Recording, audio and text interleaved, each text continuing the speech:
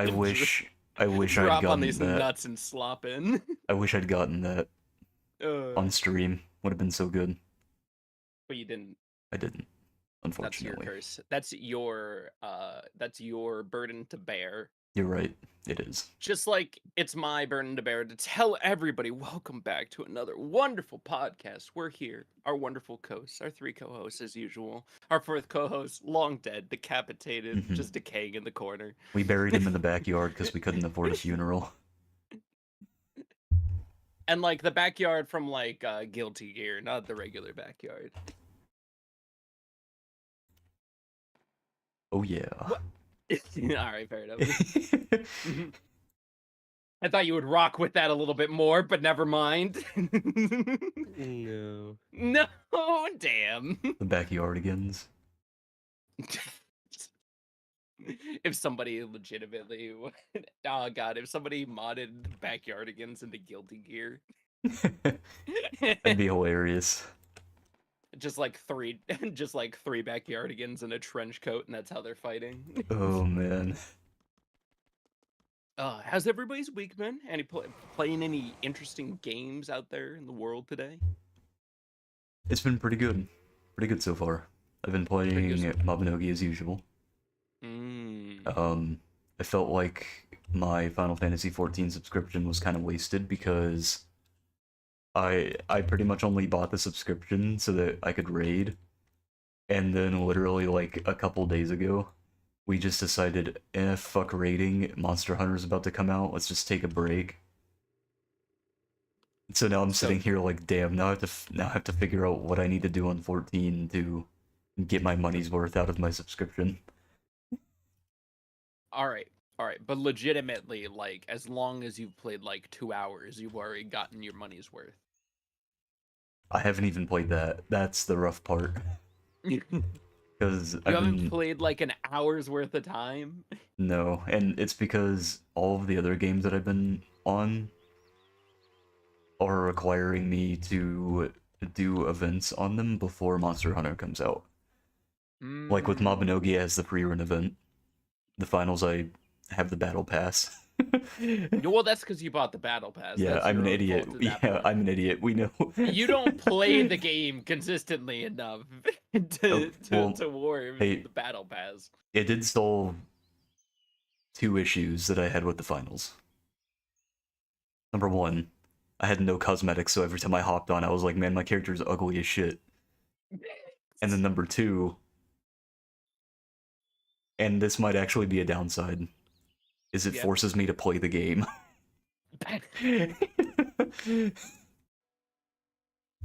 I go in, I have a good time. All I hear is hate and vitriol constantly. Actually true, I am so toxic on that game.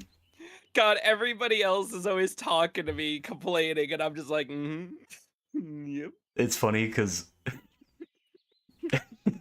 Zach goes on the finals and he's like, yeah, I suck at this game. So what? Suck at that. Wow, how dare you? Hey, in comparison to people who actually play the game competitively, we suck, right? Wow, how dare you? It is. How? At least I don't think it's our game. Our game was COD, and also Fortnite. That's not how games work. What it goes by is genres. We have the shooter genre, so I don't think it matters what shooter we go to, unless it has very, very like extreme differences between the mechanics. I actually think it matters a lot because of like different games have different gunplay mechanics and different things you have to worry about. Like in Call of Duty, you don't really have to worry about much. It's just like a simple arcade shooter. Most people typically just have like a grenade, their main weapon, sub-weapon, and sometimes like an offhand grenade. The problem is that everybody's moving towards fast-paced gameplay and shooting mechanics, Zoomer. and so everything feels the same. Zoomer gunplay. Yeah. You're constantly moving, you're constantly grooving, you're constantly sliding everywhere. It's the only thing that's different in comparison from like say Fortnite is that there even Fortnite has jump pads. Like this is terrible. This is a terrible example. I will There's say other movement. I think Fortnite is Uh pretty slow in comparison to the finals and Call of yeah, Duty. it usually depends on the season on how fast you're going to be able to Hmm. go in Fortnite. Typically in Fortnite, it's only fast if you have like 4 teams conglomerating on you. Fortnite's only going fast when they've implemented something that breaks the game, and all of a sudden everybody's flying around the map at Mach 5. Even when you're flying around the map, you're still slow, I'm not gonna lie. Yeah, flying is pretty Yeah. slow. Compared to like the finals where you have 6 light classes all using dashes and grapples. And That was invisibility. that was something Yeah. me and me and Asmo were talking about yesterday is that the just the overall everything coming at you at the finals eventually just wears down on you because it's Yeah. too much. Yeah, that was like my big takeaway, I think, is that there's too much happening in the finals for it to be treated as like a competitive game, which I think is their issue. There They is too much chaos, yeah. Yeah, like they do all of their buffs and nerfs based on the competitive community when the game has so much shit that happens in every match that you genuinely just can't play it competitively like other games like Call of Duty.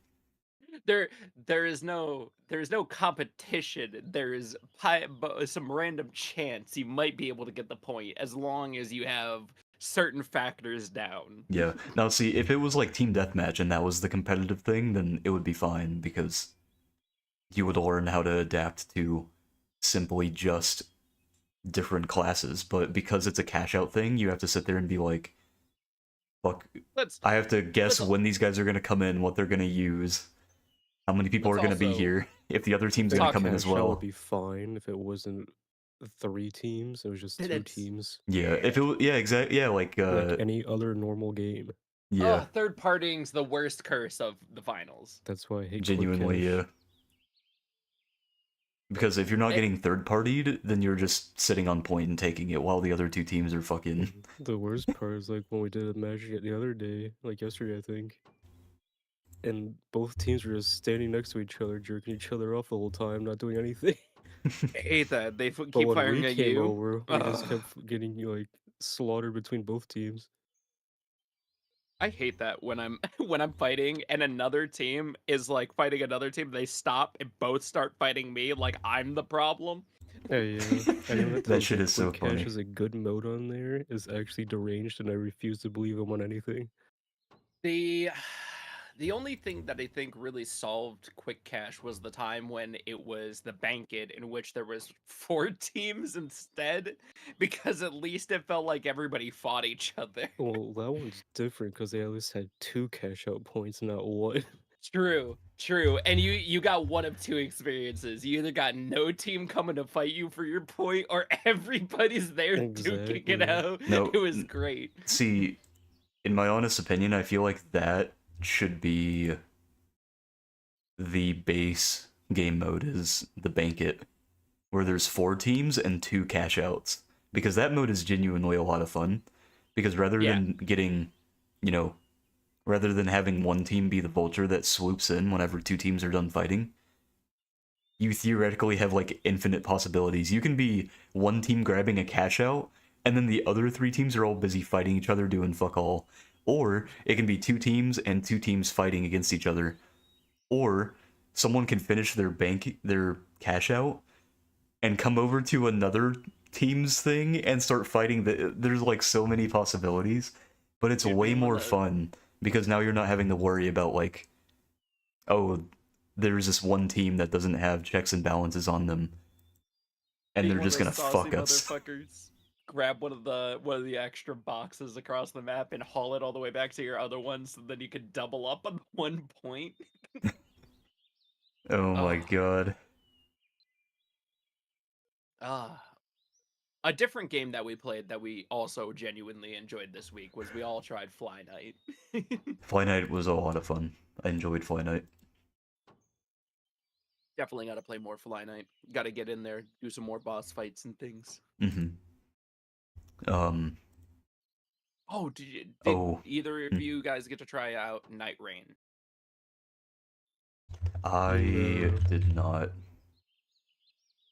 I gave Uh, up on it after they said it was like co-op, but it's a forced co-op.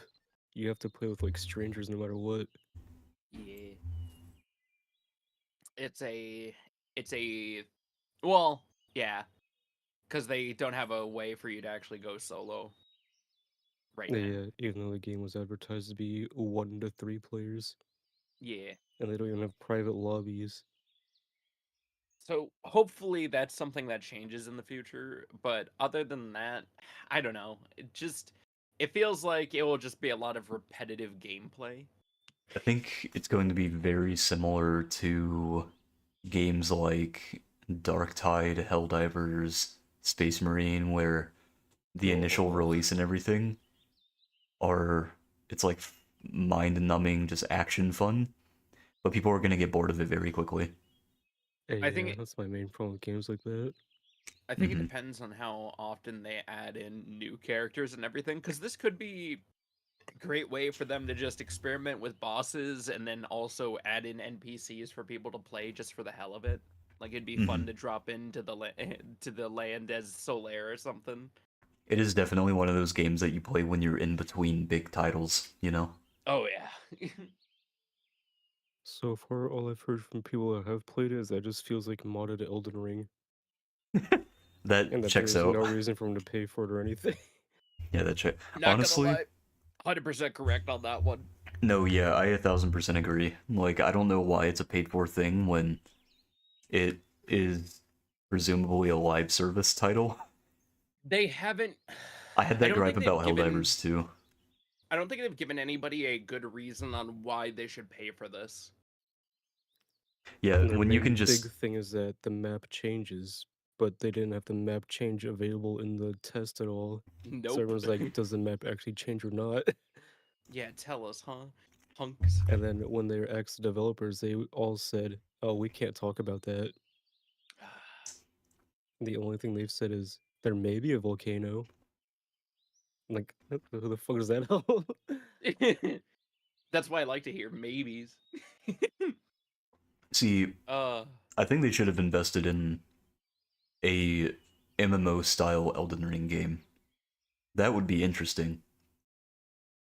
I'm surprised they haven't yet. Hmm. Because it I think that accomplishes a couple things. Because they want to turn Elden Ring into like a money generating machine, right? Like they want to make movies, they want to make spin-offs, they want to do all kinds of shit with it. I think an I MMO fits all of that criteria perfectly. okay. Here's my problem: is that it's already a money generating machine. My problem is that when anybody is just like, "Oh, we're not making enough money off of this extremely successful thing," and I'm like, "Yeah, but you are. You're No, just trying to make more money." they definitely made more than enough money off Elden Ring, but they want it to be like a long-term thing. And I think Yeah, I that yeah. an MMO would yeah. be really good for that because MMOs are typically extremely long-term.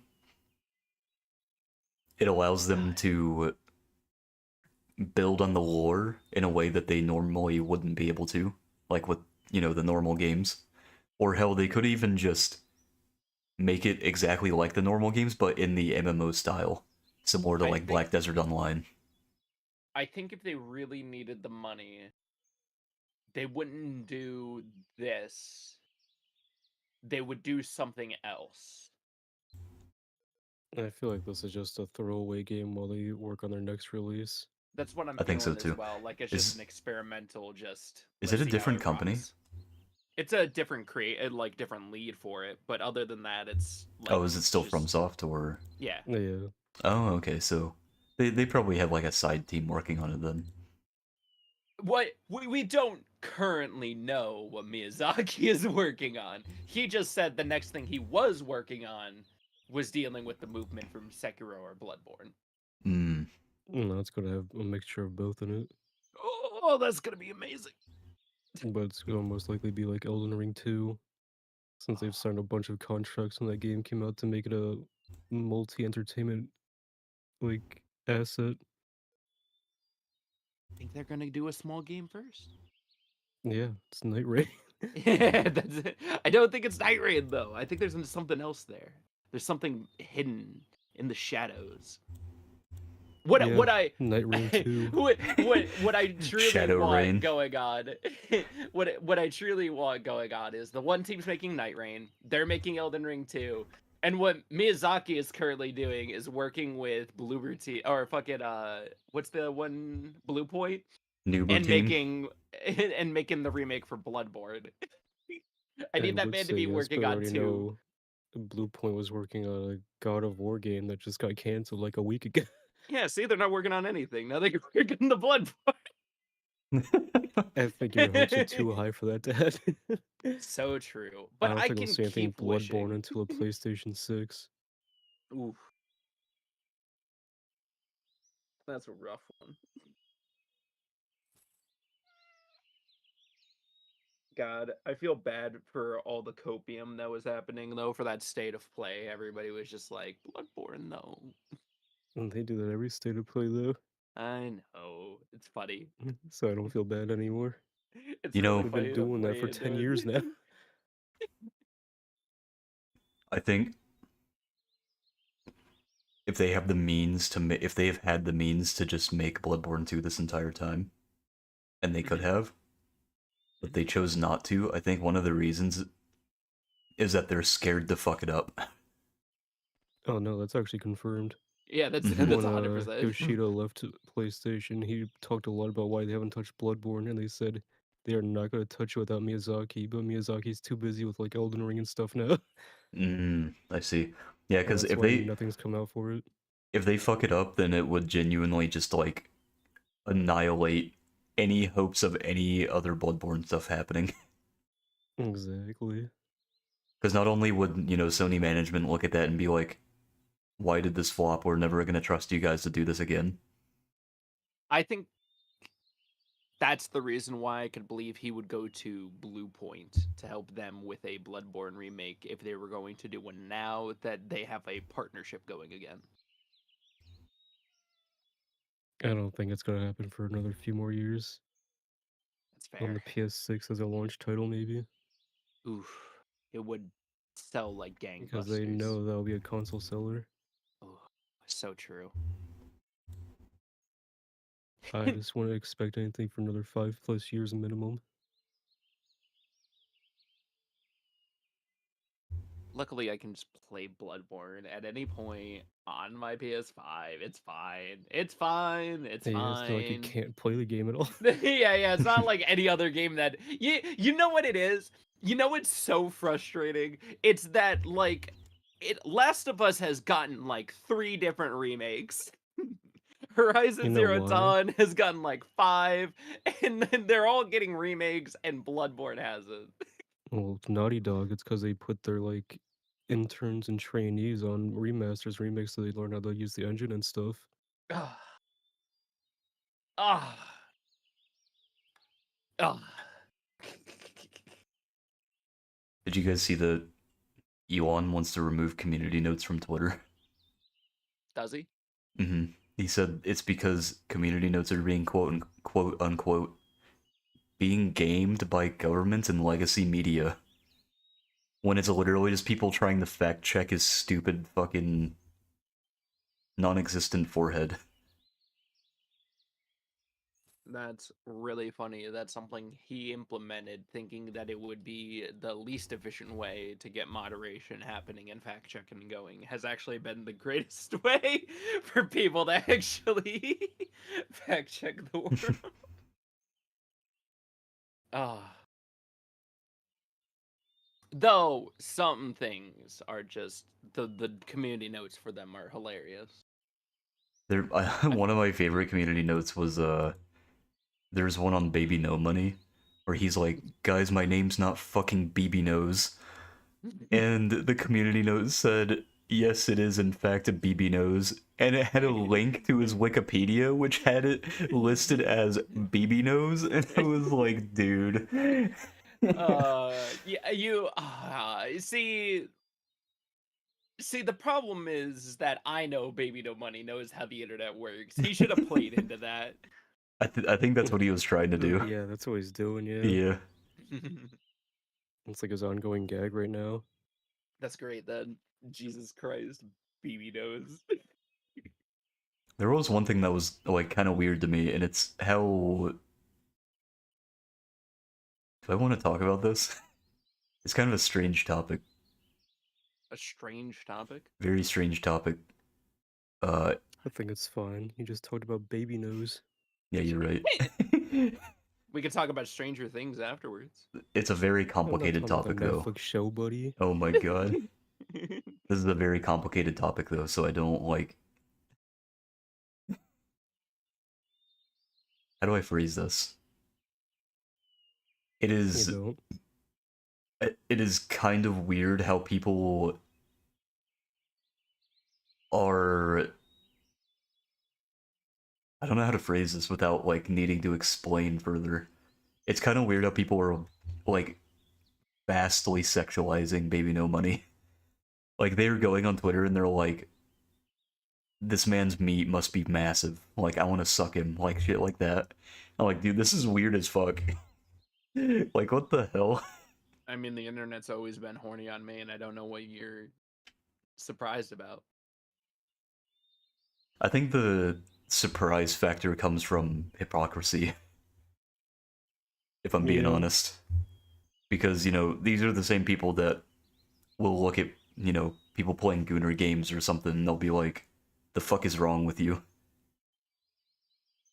Oh my god, another good example was like, damn it, what was that movie? Fuck. Nosferatu. No, Nosferatu. Like, people were going to watch Nosferatu. Oh, it's sexualizing. There was a lot of sexualization that was going on in the movie, which is like fine. It's an Yes. art form. I don't give a fuck, right?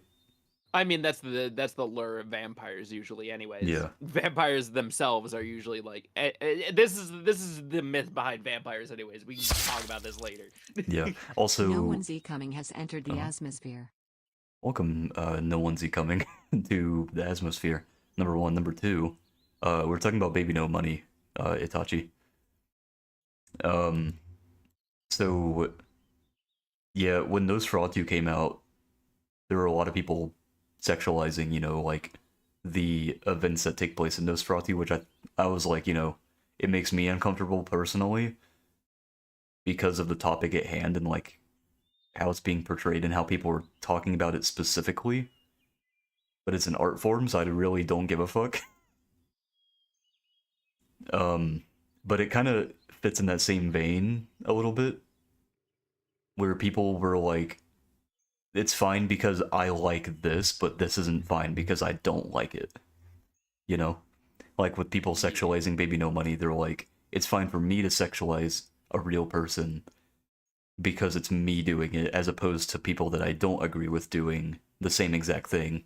Which is why there is that whole, what's that fucking mobile game called? It's like Life in Deep Space or some shit. It's the Gooner game where it's like a bunch of boys in outer space that you can romance and stuff. Too But many Gooner games to keep up with. yeah, this one's main demographic is like people who like guys. So the big thing with it was people who like games like Nikke, which its demographic are people who like women, versus people who like Love in Deep Space, people who mostly like men. They were clashing with each other because they were like, on the Nikke side, they were like, this is literally a Gooner game, why won't you guys admit it? And they're like, it's not a Gooner game. But they literally had a gotcha thing going on where you had one of the dudes tied up in a BDSM situation and you were whipping him.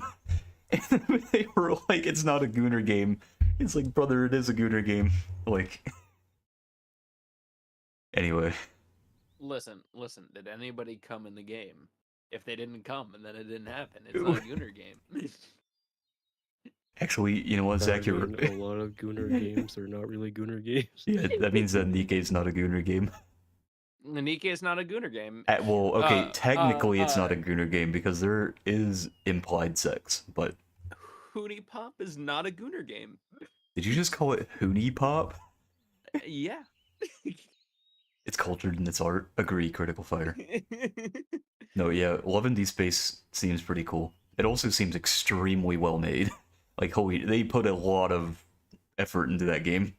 There's something really funny about just putting on the stipulation that as long as you don't bust, that's it. It's not. It's well within art. See, I'm And a this would in great. fact mean Death Stranding is in fact a Gooner game. That is so. there is cum grenades in that game. All right.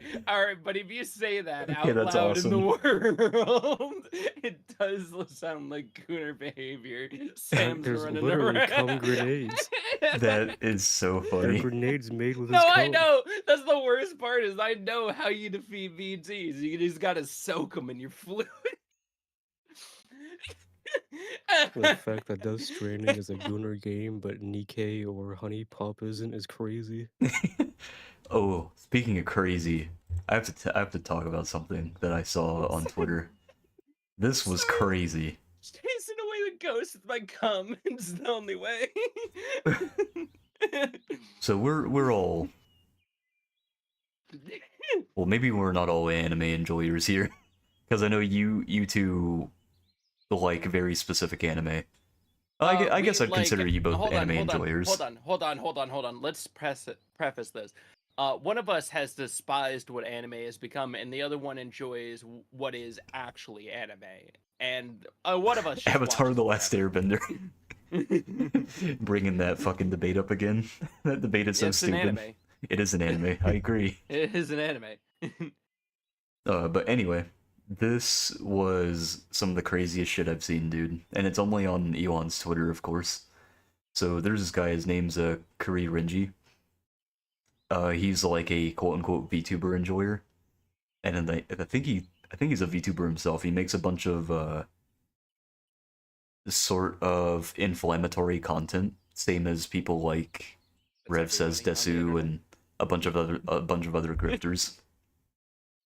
It's like everybody on the internet. Yeah, like pretty much any grifter. He's just a grifter. But his big thing is making fun of quote unquote tourists, which is like it's like such a non-issue, I think. Like, if someone has an issue with something, let them express their criticism, and then you can be like, okay, have you thought about the fact that it's just not for you? Like, anyway, he made a tweet that I saw on my timeline, and it says, quote unquote, I'll tell you a quick way to gatekeep anime. Dress up notable characters in Nazi uniforms or make them say the most racist shit imaginable and popularize the images. Tourists will be too weirded out to approach. Worked wonders for K-On! And I was sitting here, my reply was, yeah, dude, let's gatekeep anime from normal people by making it a safe space for actual Nazis. Are you fucking stupid? Dude, I was sitting there, I was like, that is like the dumbest take of all fucking time. Well, I was like, dude, you should probably be put against a wall for that. clearly he should have been over in the Attack on Titan subreddit. Okay, that was kind of fire. Hold on.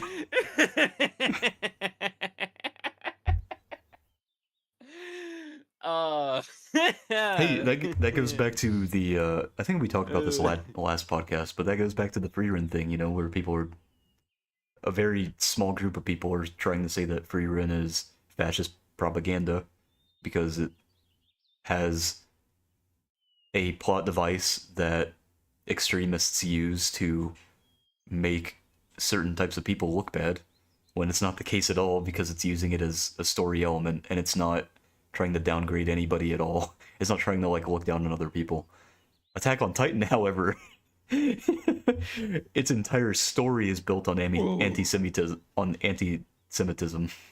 So it's like, but the controversy with that was so like, it was nowhere near as overblown as the one with Freerin, which is why I'm like, dude, this is so stupid.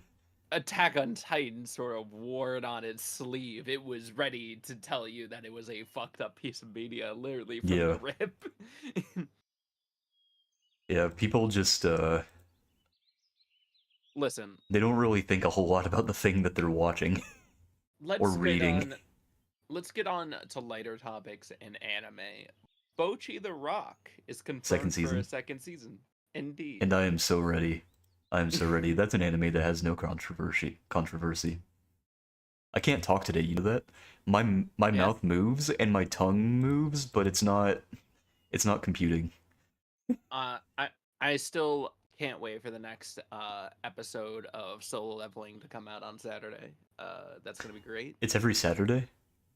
It turns out it comes out kind of early on Saturday. I found out about that. Okay, because I thought it was Tuesdays, and then Tuesday came, and it wasn't there, and I was like, oh, what the fuck, it's not Tuesday.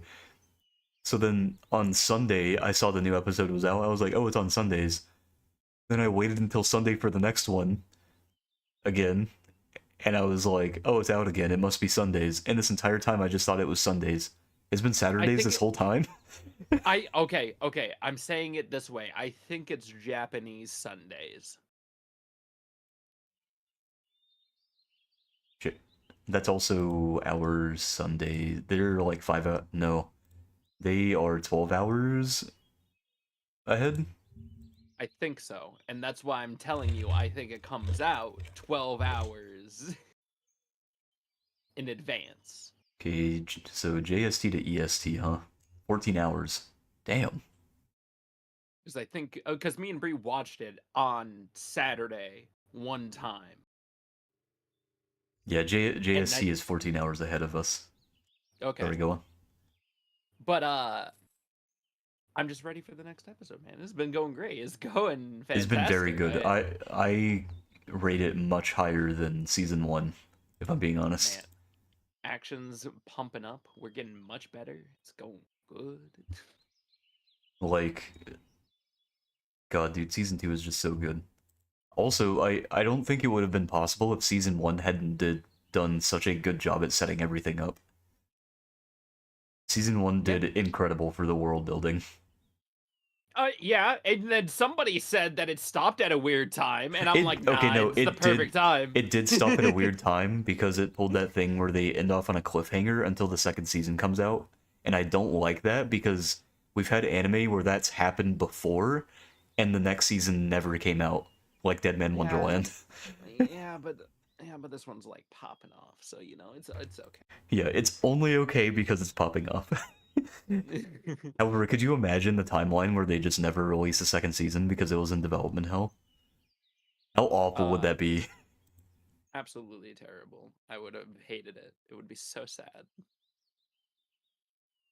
Oh god. And then the other series I've been watching with Bree is like maybe I'll turn out to be the greatest alchemist or whatever it's called. Oh, that one is like genuine slop, but it's enjoyable slop. It's overly nice slop. Yeah. Everybody's just very kind to each other. You know the anime and the manga called I Hate Getting Hurt, so I'm going to max out my defense. It has Maple in it, the girl with the giant shield. She wears black and red armor. I've heard of it. I've seen it. I've not actually watched or read it. Oh, okay. It reminds me a lot of that, just like a nice feel-good anime that doesn't really have any stakes at all. No. It's just kind of like enjoyable slop. Dude, the fact that he's almost getting assassinated now because he created a toilet is just part of the greatestness of this entire series. Well, hey, when everyone and their mother tells you don't use light magic because the church will try to kill you, and he's like, let me make a toilet with light magic, it's like, okay. Listen, it's the faux church too. It's not even the regular church. It's the made-up church that tried to bring back racism for the humans. Yeah, and then the goddess was like, yeah, this church isn't even real. Like, the humans just made it, and I don't want to interfere because I have other things to do. And he's like, oh, okay. Which, that is, like, genuinely a thing that a god would do. They would be like, I don't give a fuck. Doesn't affect me. Yeah, they're like, I only made the place. 75% of the people still follow me. Oh man. Also, ReZero's been popping off with a new season. I'm at, I think, episode 5 right now. Of I've not- season 1, or? Yeah, of season 1. I have not ventured forward much. It's okay, you can afford to take it slow. I mean, it's not going anywhere. That's true. That's how every episode has felt up until now. Yeah. Next episode is gonna be Regulus' speech in season 3. You haven't met him yet. You won't meet him for a long time. So his name will mean nothing to you right now. That's fair. But I am so ready. His speech is so good. I'm ready for it to amp up a little bit more, hopefully, soon. Hmm.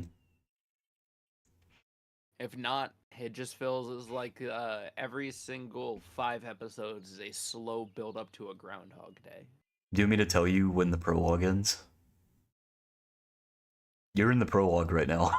They're world No, building. it's fine. Yeah, I You're- can tell. You're not gonna It's be not done with the even- prologue for a while. Kazu can confirm. I don't need to know the number. That would just make me more agitated if I know the actual number. You said you're on episode 5 right now? Probably. Hold Okay, on, I won't can- tell you though. It's a very... I'll tell you this. They do the thing. They say the name. When they say the name, that's when the prologue ends.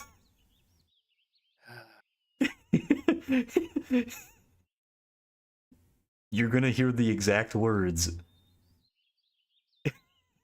You're gonna hear the exact words. Damn it, what are they? Fuck, I can't say the whole, like, thing because it's kind of a minor spoiler. But they're Nah, gonna sorry, say, I'm on. my life starting over from 0 starts now. That is when the prologue ends. I'm currently on episode 7. Oh, you're on episode 7? Holy shit, you're getting Yeah. closer. Are you bored? Yeah, You're bored? I'm bored. It is a yap fest, to be fair. And all the dialogue is cringe. Whoa. Wait, are you It's watching the sub or the cringy dub? Nonsense. The dub.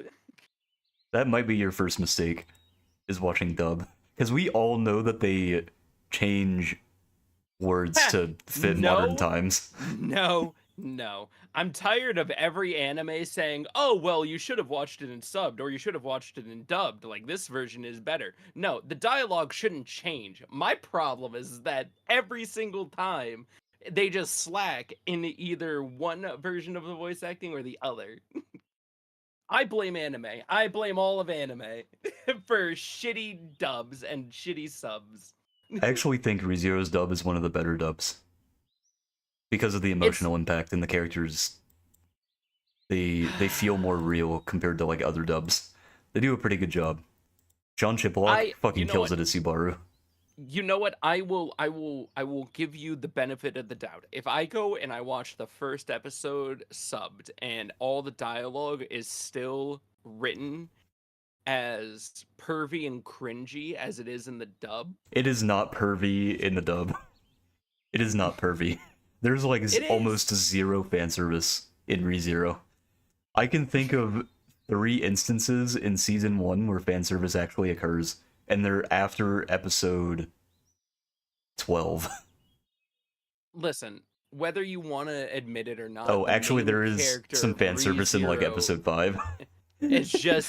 is just all about some pervy like it's not all dialogue. There's actual building between the characters, but a good portion of his interactions with each one of these girls could be described as sometimes pervy and cringe.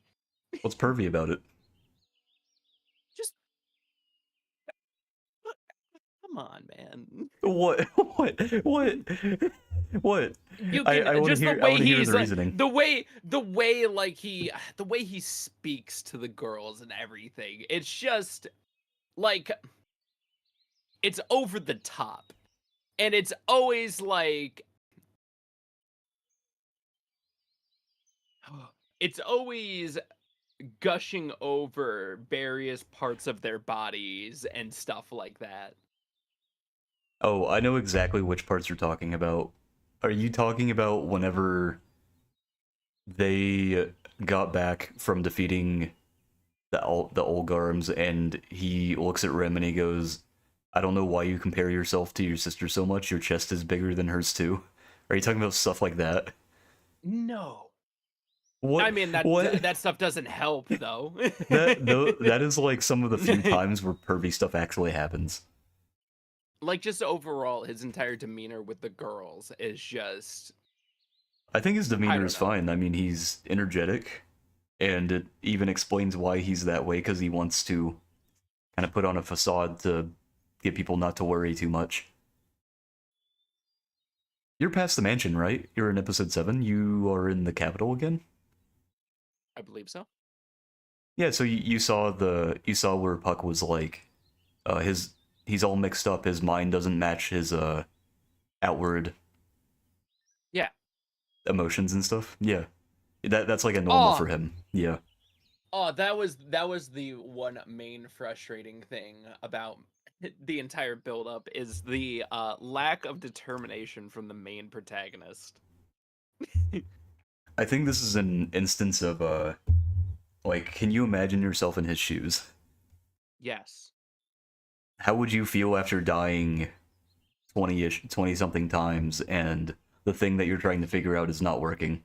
Come to find out that it was someone that you thought you trusted that was killing you over and over again. And so you have to solve 3 problems. How do I get the person that I thought liked me to actually like me so they don't kill me? How do I solve the problem with getting cursed, because that's apparently separate from that issue? And then how do I save the children and everyone in the village? Yeah, that's fine. Yeah, so how would you how would you feel if you were in that situation? I think it makes sense. I would go insane. I would be like, I'm fucking out of here. I'll see you guys later. I'm not dealing with this. You kidding me? All that pain and suffering? Fuck nah. I'd be like, I'm gone, dude. I'll take my fucking reincarnating ass elsewhere. I guess it's just in an instance, none of the actions that the individual takes in the beginning, I feel, are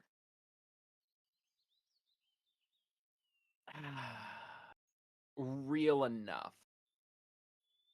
Can you elaborate? It starts off with this random interaction with a random girl and then him randomly dying later on and stuff along those lines. But just like the entire interaction with how the way that the story gets him to interact with the girls is shoehorned from the beginning. I don't think it's shoehorned per se. I think it made sense because he spawned in another world, didn't know anything about it, couldn't read or write their language, can for some reason speak their language because of some sort of translation magic or something that's happening with him. He walks into an alleyway as his first, thought to kind of sit down and think about stuff. Gets cornered by some thugs who want to rob him, and then the first girl that shows up to actually save him is her. And so he's like, yeah, I'm gonna help this girl out because she saved my life from these thugs. Follows her throughout the entire first episode. Gets murdered with her in the loot house, and so he goes, I promise I'm gonna make sure this doesn't happen. And then he made sure it didn't happen. And then he should have went on his own magical journey in the world. Well, he couldn't because he was unconscious. Remember, Reinhardt was like, I can take him with me, and she was like, no, I'll take him with me because I have questions for him. And I think it would just make the most sense. I get where the story is going and everything. I'm just saying, for how everybody has told me how the story is, it's a huge disappointment so far.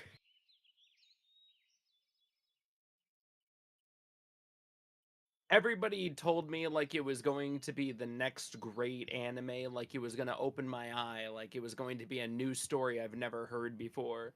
And so far, it's so bad. I feel like I'm being baited. It's like it's watching a 6 or a 5.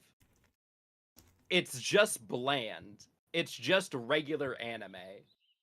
I feel like I'm being baited. I'll need to hear your opinion. Your opinion once you finish season 1. After I get to episode 15, where everything's No, fucked. not even 15, because 15 is like still prologue. 15 is still world building. But it is the episode that made me realize I was watching a masterpiece. And so far, what I can only describe is it's like everybody has the flashiest candle that's burning right now in front of me, and I just can't wait for the payoff of the candle. Yeah. Yeah. Yeah. Yeah. I don't really. I don't have a rebuttal Yeah. to that. Yeah. Yeah. Ooh. It's Also, bad when I watched. Oh, go on. I started 2 shows. I started Severance and I started I started ReZero at the same time. Hmm. And just the entire premise behind Severance had me, because I didn't watch the first episode through clearly enough. I felt like I needed to go rewatch it and dedicate myself to fully rewatch it all the way through. I watched through the first episode of ReZero, but I didn't pay attention the entire time. So, it's just like So you're going to criticize it when you didn't pay attention through the first episode? you know, because only one thing happened during the first episode. One thing. Yeah.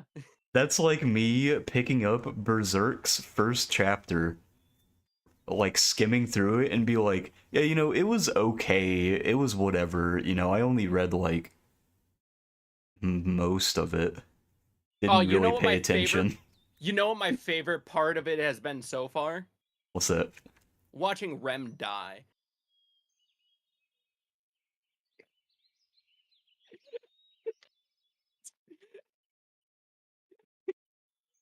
No, you don't understand. You don't understand. Oh, do I get more sick satisfaction later from her dying more? Awesome. Episode 15, baby. Oh, great. Even better.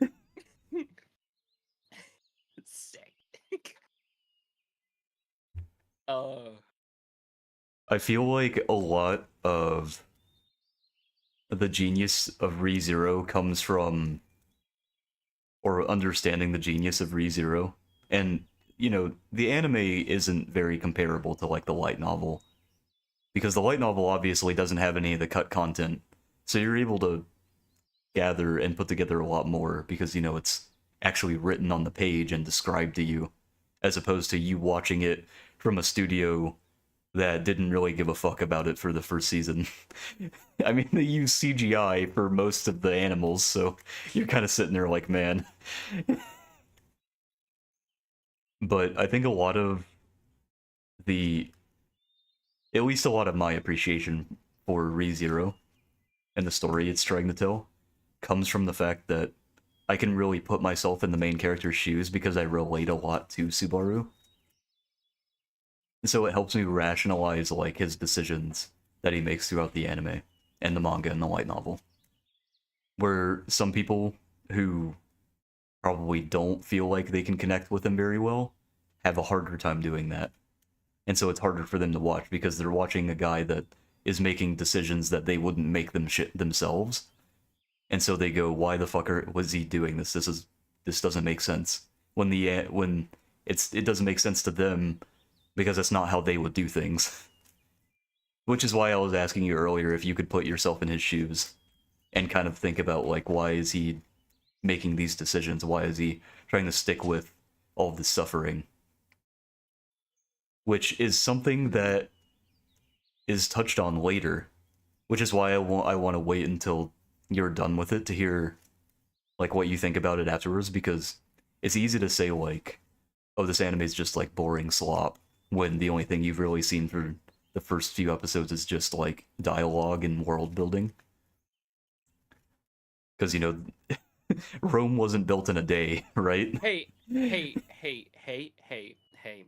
You have a point there. You kind of have a point there, though. I will concede that I've only watched a couple of episodes. Yeah, and you know, Six. I was also 6 episodes. yeah. But how long are usually each one of those episodes? 24 minutes. Are they? Because Well, the first one was if about an you- hour. Yeah, that's you know, that's first episode stuff though. That's, hey, we genuinely have too much source material to cover, so we need to make an hour-long episode. That's why in season 2 they barely play the opening, is because there's so much source material to cover. They just don't put the opening in. And there was still cut content. I'll continue to watch it. I just don't have high hopes for it right Also, now. I was in your shoes. Believe me, I was in your shoes. When I first started ReZero, I was like, you know, this is interesting. I'll keep up with it, I guess. And then I finished season 1, and I was like, I think I just watched my favorite anime of all time. Which That I'm not explains expecting it to be your favorite. I've been watching the director's cut. That explains it. Every Oh, episode's God. like 50 minutes long. Oh, God! No wonder why it's been boring for me. Oh, My fucking wait, god. have you been watching it on Crunchyroll? Yeah. Yeah, they only have the director's cut. But That makes sense. yeah, that's rough. I'm so sorry, buddy. Ah. Okay, so you're Ah. actually on, like, episode 12? Hold on. You said you were on episode 7? Yeah. You're right. Last thing they were playing in the snow. Oh. Oh. Okay, hold on. You're gonna have to tell me a little more than just them playing in the snow. Like, did his fingers come off? Did Did he touch a doorknob? Oh god, hold on. It was the one where it was the one where Puck's magic was going out of control. And then they planned the little snow event for the townspeople. Were you watching the fucking OVA? Maybe. Was it that was just when they playing went on the in date? an order. Wait, was that when they were on the date? That might explain it. Yeah, I guess. Okay, Okay, so then yeah, the that's the previous OVA. episode was them saving the kids and everything. And then doing Oh the my weapon god, curses. yeah, you watched the OVA. Okay, actually, that was a filler episode, by the way. That's why it's an OVA. Yeah, I'm looking at it. I'm Yeah. fucking goddamn it! Every single time, you know, it's only making me hate it more as you describe things to me. That's why when I show people ReZero, I don't show them the director's cut, because the director's cut is like something you watch after you watch it how it normally aired. Damn, that sucks. It's okay, your time wasn't wasted except for the OVA though, because the OVA is genuine just filler. At least it was a good time. At least nobody's fingers fell off. Yeah. Okay. Knowing that. Okay, thank God I phrased it like that, by the way, because that doesn't tell you fucking shit until you get there. Okay, so they just finished saving the town is where you're at. Yeah. So the next stop is the capital. Yes. Okay, cool. You might hate Subaru during this part of the arc. I mean, the only You probably person already hated him before, but the only person I truly like so far is Amelia. that's crazy. And Amelia like not in a and bad way. Puck right now That's- are just like my two favorite characters that I've been rooting for. That's actually crazy. Most people hate Amelia. She's And the they only also one who hate makes Puck. sense to me. I hated Rem because she ran off like a little petulant child to take care of it herself. I'm like, this is the exact reason people get stuck in these problems in the first place. It's exactly how her sister got into the other problem. Because she You fought see- alone. You see, Zach, it's only an issue because you're not one with your emotions, okay?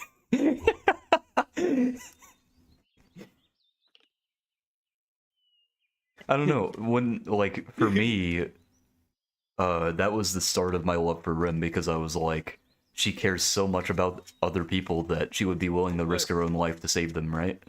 That was like What my was whole it? thing about it. I described it I described it to Bree this way. I'm like, I feel like I have to go with Amelia because 2 are just maids and the other 2 are just lollies, and I can't accept either one of those situations because they're Wait. just 2 different pairs. Who are lollies? Who's the other one besides Beatrice?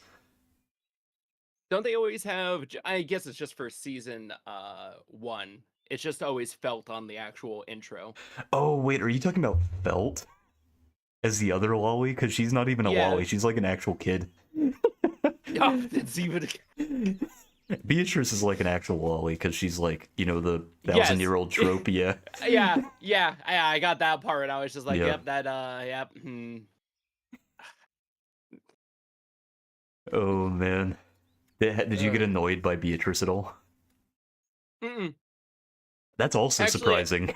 I actually really enjoyed Beatrice's character because Most people I hate could Beatrice see- because she keeps saying, I suppose. Like, I remember when Kazu, Goopy, and I were watching season 1 together. Kazu and Goopy were like, if this bitch says, I suppose one more fucking time, Dude, man. that character's dog shit. You cannot tell me you actually like that character. I liked her interactions with Subaru. I mean, her dialogue was pretty straightforward. I'll give you that. It was I pretty much the suppose. same thing over Asshole and knows over one again. word. I I can't say that's suppose. dialogue. Yeah, exactly.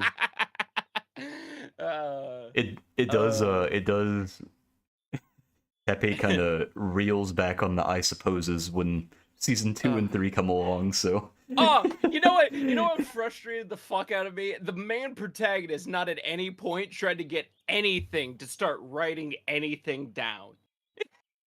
He did not at any point try to figure out his timelines. He did not try to write down what his interactions were with people. Like, oh my god.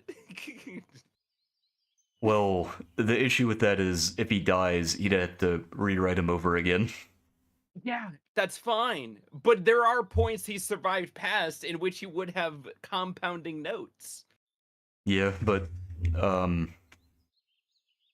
I don't know. It's never been like an issue where he's had to write something down before. I mean, yet anyway. Okay, well, yeah, okay. but he's gotten into so much Cut- trouble because he constantly tries to relay information that other people don't know because he hasn't told them in that run. Yeah, but that's like a. It actually that does get brought up later in the season, which I think you're gonna really appreciate. He gets questioned about it, like hardcore, and he's like, "I can't fucking tell anyone that I can return my death." So he has to like explain it the best way he can, and it ends up pissing people off.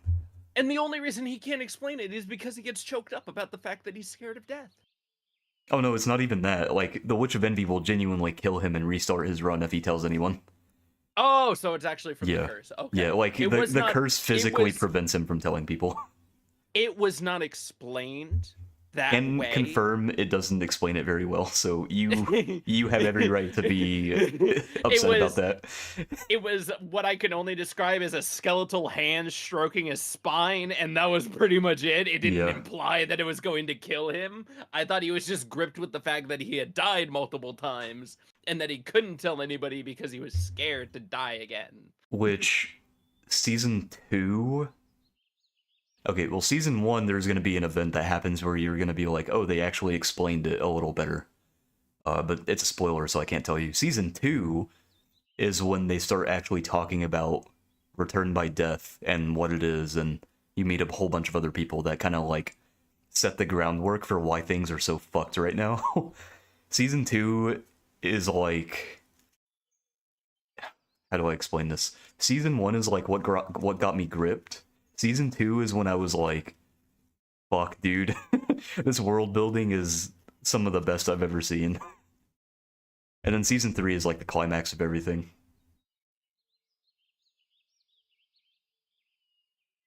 Like I said, Well- it's a very slow burn. Because I mean, the God. prologue, you're not at the end of the prologue yet, so Doomed at every start. Fucking accidentally watching OVAs. I'm fucking watching the director's Dude, cut. the I'm director's taking cut. Fuck. every single point to just make my experience just slightly a bit more dog shit. No, it's funny because I remember Goopy being like, "Oh wait, why didn't we watch the director's cut first?" And I was like, "Because all the episodes are 50 minutes, and it genuinely is a worse way to watch it than just the normal way." The only time I showed Kazu and Goopy the director's cut was the very ending to tease season 2. Can confirm. Watching director's cut from the very beginning, it's like, oh my god, how can I describe it? It's just like whenever anybody else puts out a garbage director's cut that adds just practically nothing. Yeah, For I mean, more content. that's why it's a director's cut, because it was them putting in all the stuff that they had cut out from the original airing, because they were like, this stuff kind of just adds time to it that people aren't going to appreciate. I can see that. Yeah, like, for example, there are multiple instances where Subaru dies in season 1 that you will never see unless you read the light novel or the manga. Good thing I'll never do either one of those. I'm currently actually going back through God of High School. Damn. That one Yeah. that one was actually kind of a flop, wasn't it? Because of the ending or something?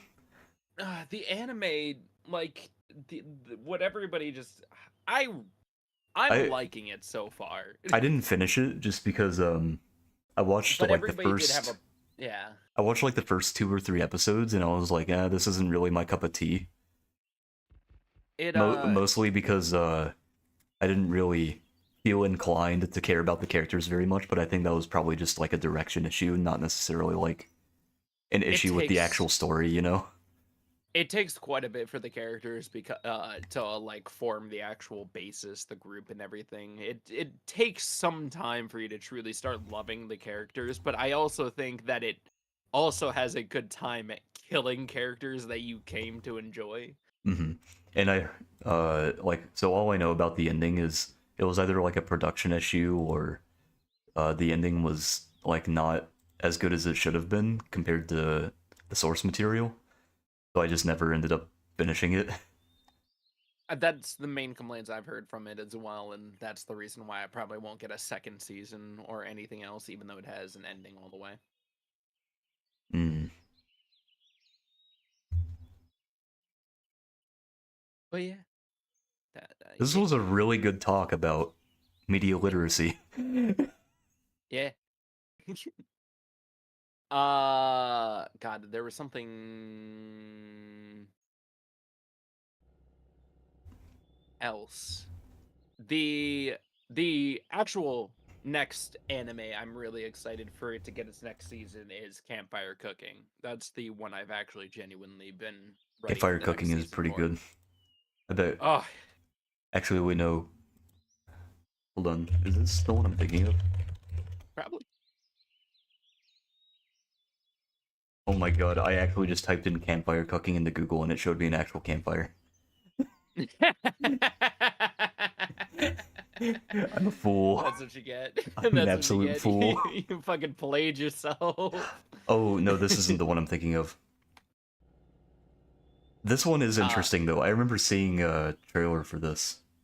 This one absolutely adore. It's a guy just going about his wonderful life, and he just preparing food for his wonderful pet Fenrir as he's traveling around. It's great. The one I was thinking of is the one that Kazu really likes. It's called A Laid Back Camp. Ah, yeah, you guys told me I Yeah. definitely need to watch it at some point. The Laid Back Camp is very good. It has been added to my list for a while. I have not gotten to it yet, though. Also, it's a pretty interesting anime to have heard Kazu talk about because it's very slice of lifey.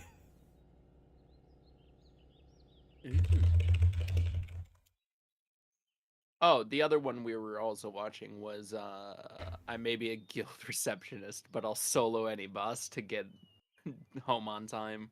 That one is also slop, but I love it. It's just like enjoyable slop.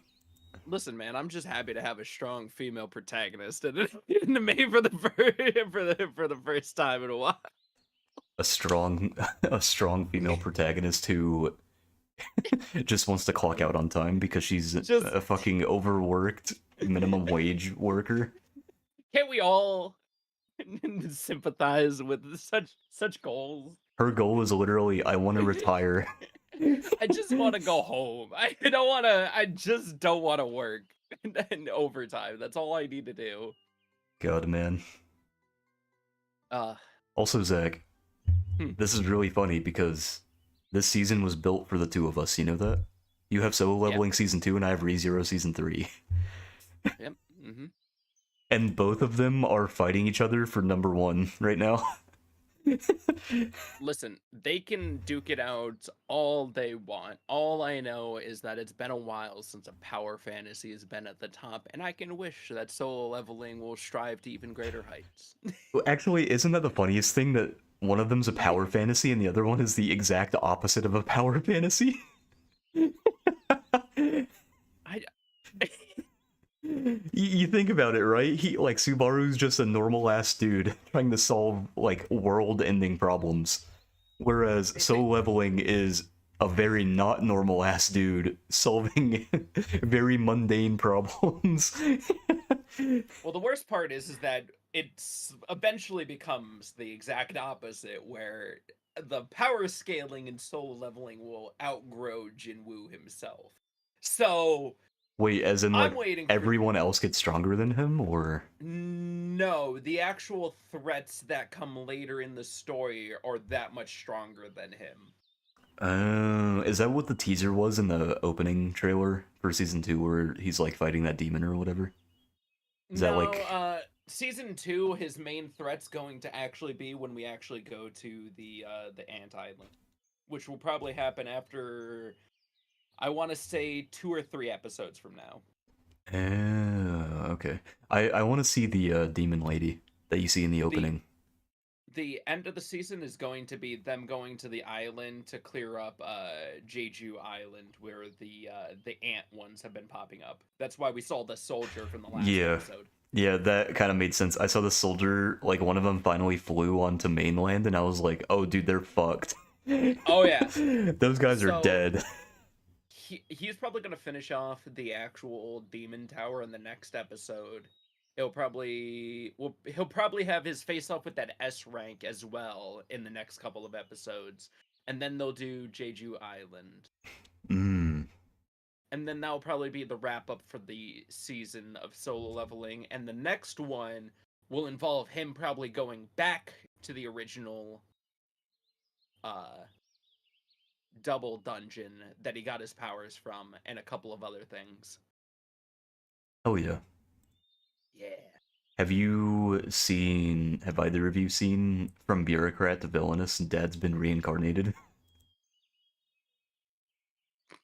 It's about like a 40-year-old man who has an entire ass family. He dies, I think from a heart attack or something.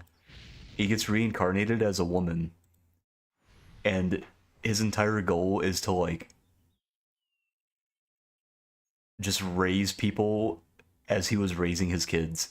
So like any of his siblings or anything in the new world that have issues, he's like, let me take care of it. It's so funny. Different question. Yeah. Do you think if you became a genie, do you think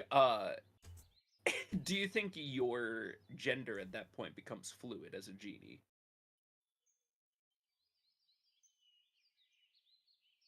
I feel like this is a loaded question. I feel like it depends on a lot of stuff, right? No. I feel like genie powers, you just forsake it at the door. Like, some of the times you're popping out of that lamp and you're one way, and sometimes you're popping out and it's another way. Does the genie have control over it? Nope. If they have, oh god, so they have the ability to grant wishes, but they don't have the ability to control what they look like. Nope. That You sounds go in like, there and you're one of two variants of yourself, but you know what? It's dude. the gender bent version of yourself. No That's what you wonder gotta they're so deal pissed with. off being inside those bottles, man. I would grant someone 3 wishes if I was released like that too. Be like, finally, man, I'm free. That was so random. Where did that come from? It was just you were talking about it. It was just a random thought I had. I was just like, as a genie, it feels like you would be stuck in a state of you could be either or. My god.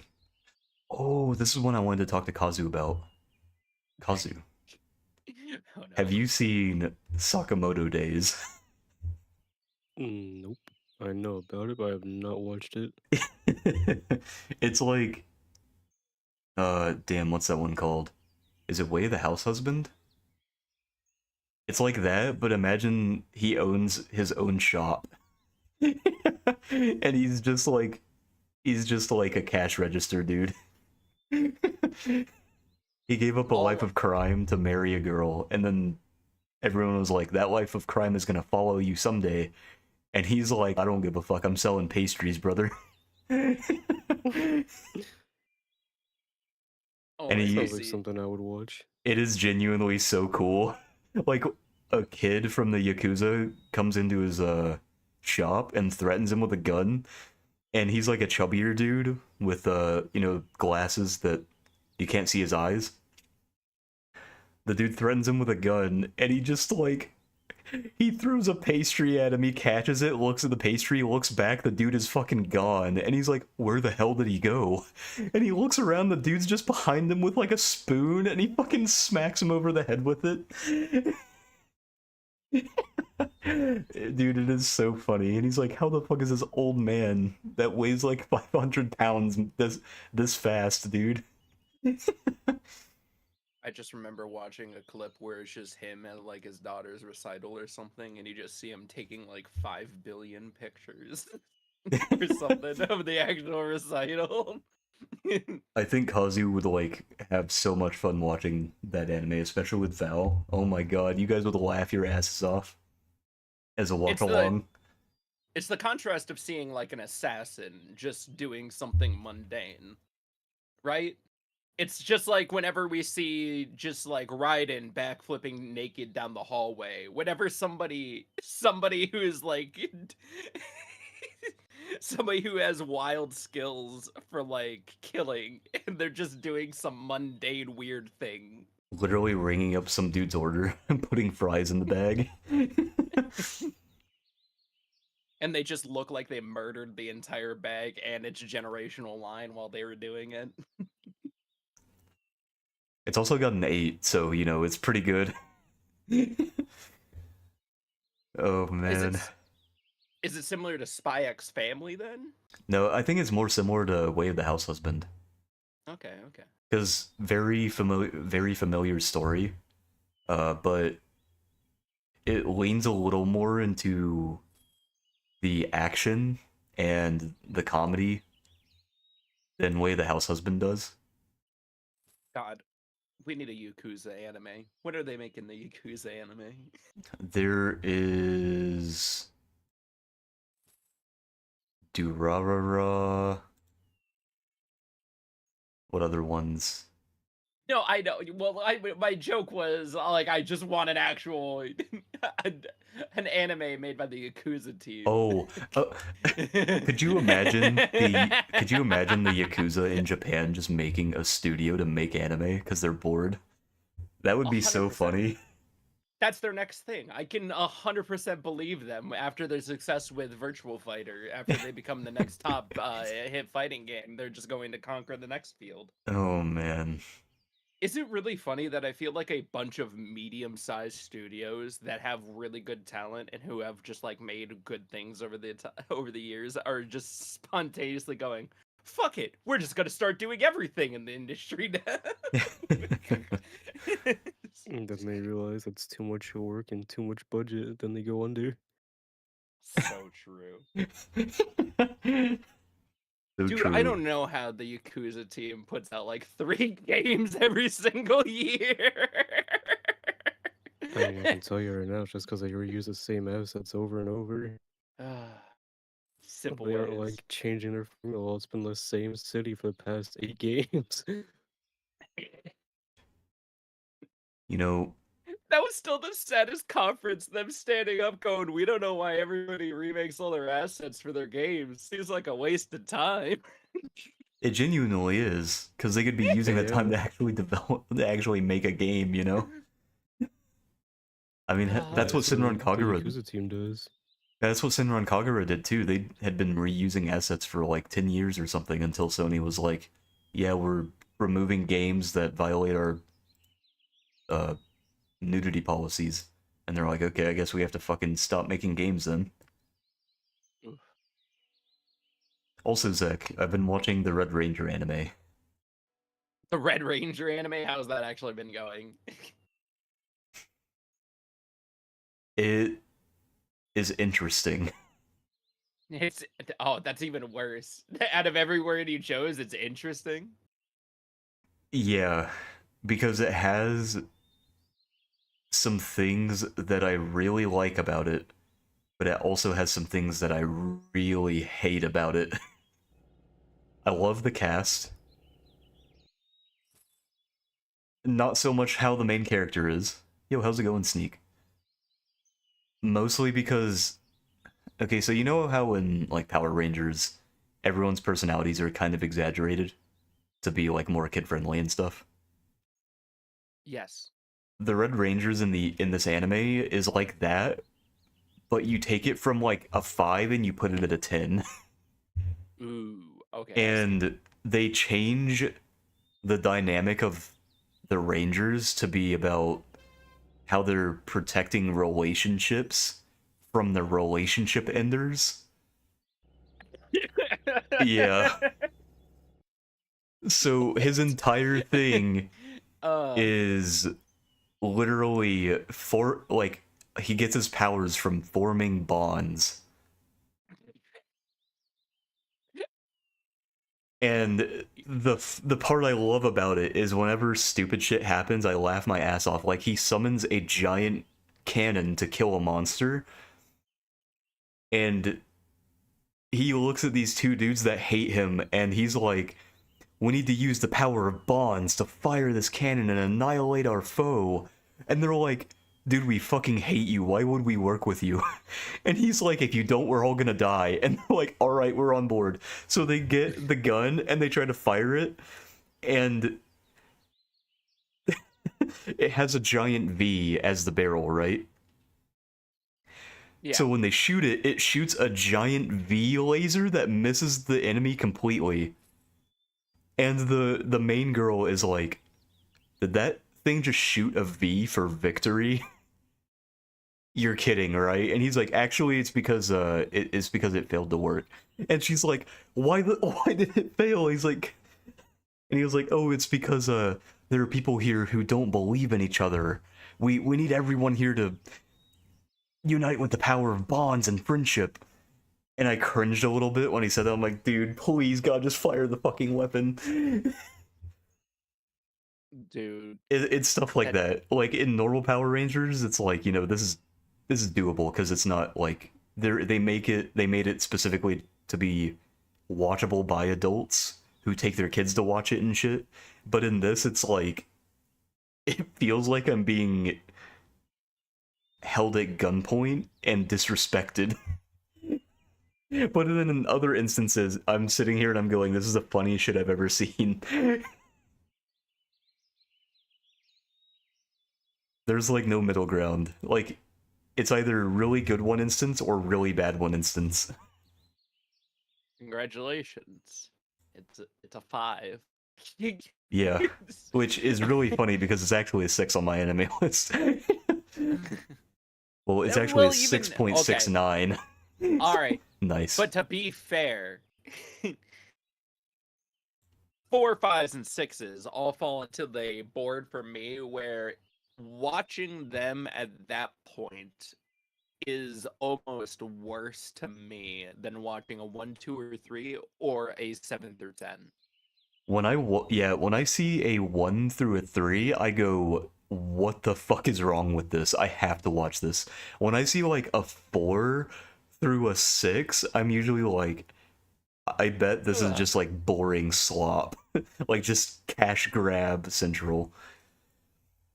When I see something that's like closer to 7 or higher, I'm like, okay, this probably has something to it.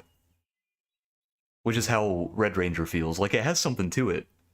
Like it's good. I enjoy it, but there are instances where I'm just like, God, dude, some of this is fucking bad. Yeah. There was another anime that I actually had a very visceral reaction to recently because I watched another episode of it last night. It's called Magical Makers or Magic Maker. That sounds made up. Oh, it has a 6. Okay, so bear with me here. A guy gets reincarnated Do I into have a. I'll make it short. A guy gets reincarnated into a world that doesn't know it has magic. So he figures out it has magic. So he starts making magic, right? Yeah.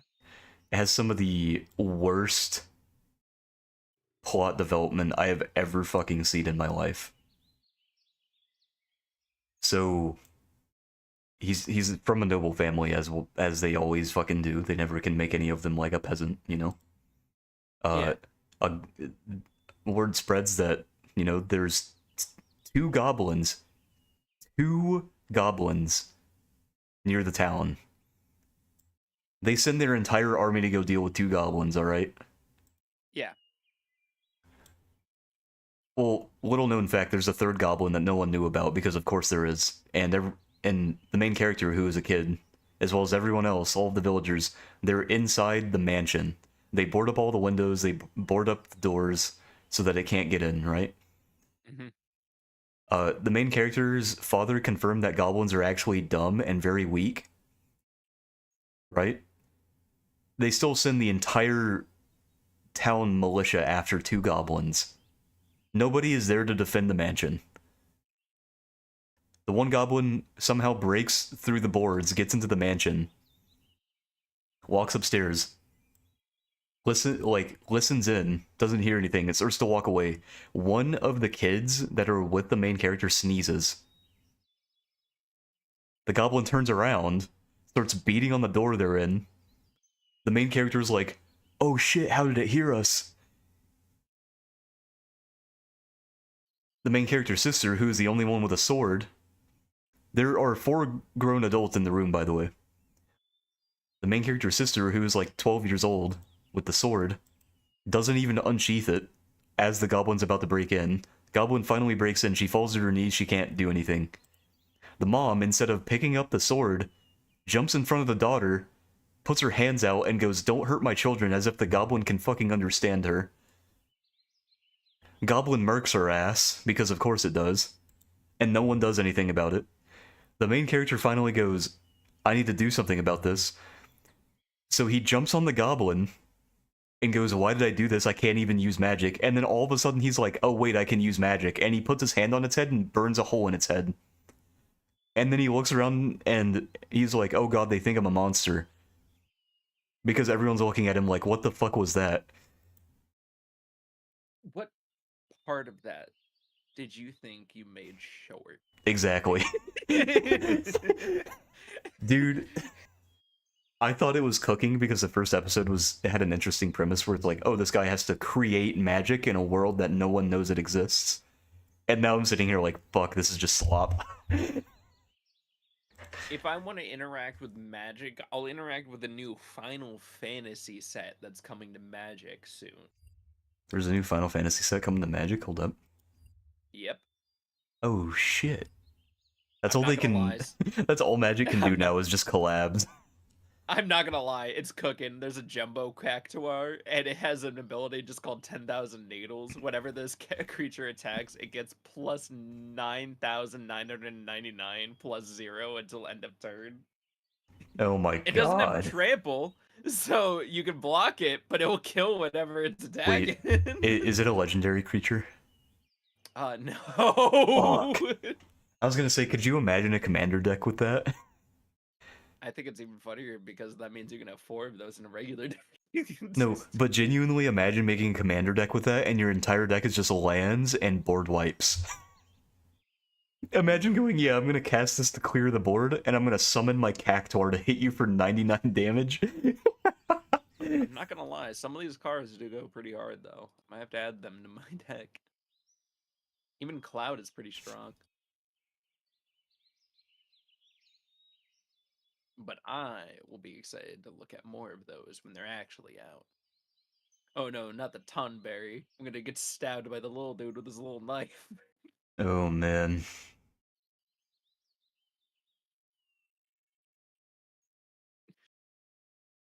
Oh yeah, did you guys see that there was an ex-Amazon gaming VP that said that Amazon failed to compete with Steam, even though they spent a shit ton of money?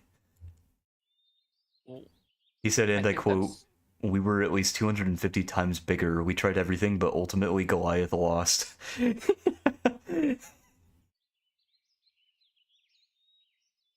I'll send the I think no matter what, nobody will be able to topple Steam over. yeah, because Steam for the most part is relatively, and I say relatively, like big emphasis on relatively consumer friendly compared to most of the rest of the gaming market. the thing I could see them realistically doing soon, as long as their next couple of launches go off successfully, is they might tone down the actual percentage for games for how large and how many games are being pushed into Steam on the daily. I don't think it'd be like a crazy amount of a decrease. But if they lowered it from 30 to 25%, everybody would still freak out that they lowered it.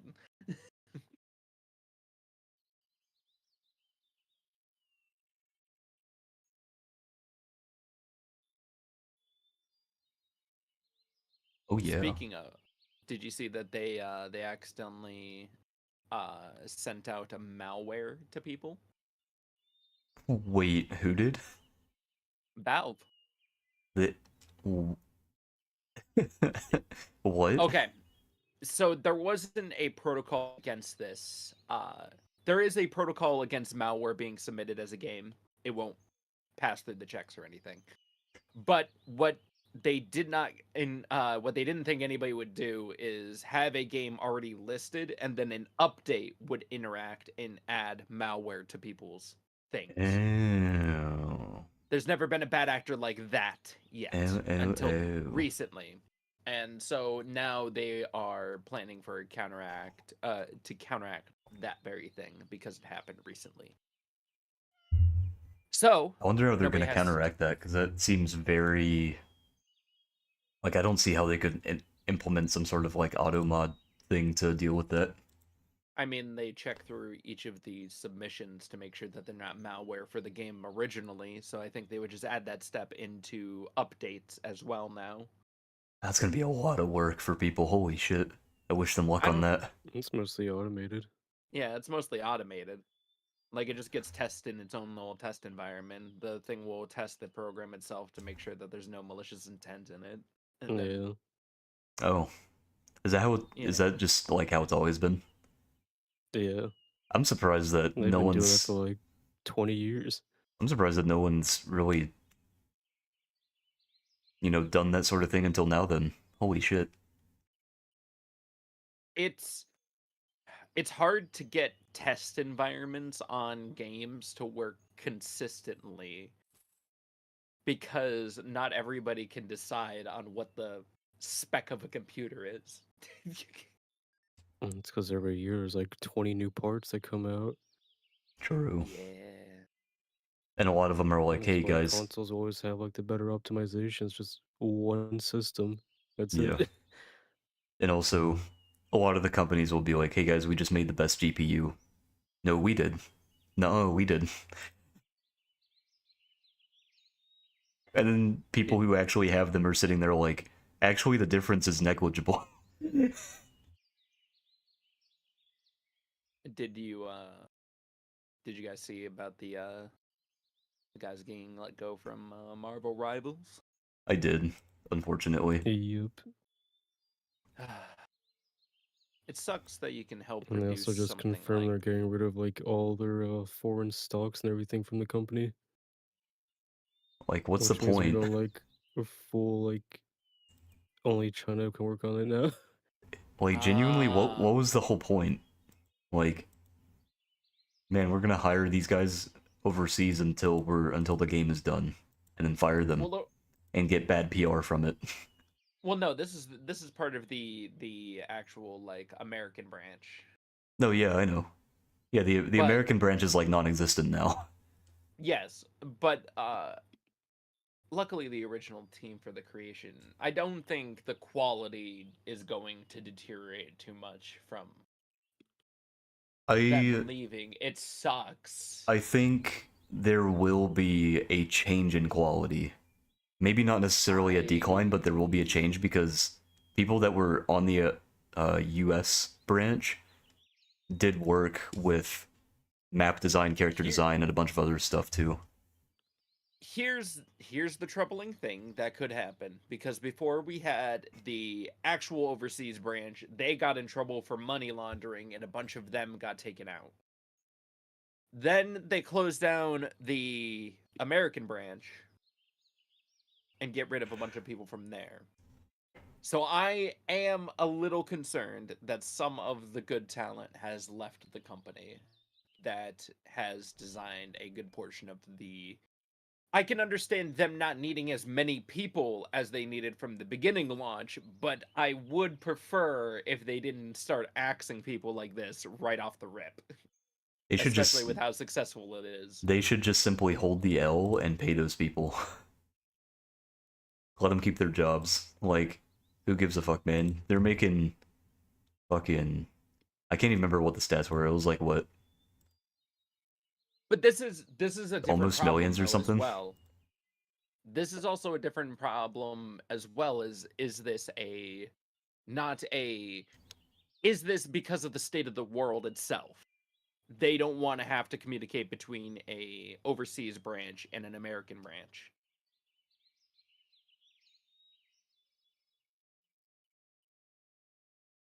I don't know. I I feel like that's a non-issue because that's something that game studios do all the time is communicating with different branches overseas or just like anyone who does any sort of work with their game.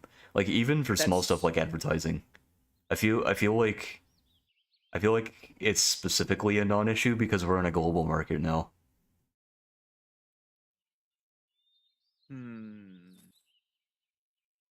I don't know. I think the only, even though it's not an issue, the fact that the actual creation and everything does take place in China, I don't know if that would cause the friction. Also, this could just be a retaliation of how, like, the other people felt when they got kicked from the Overwatch crew, but I don't know.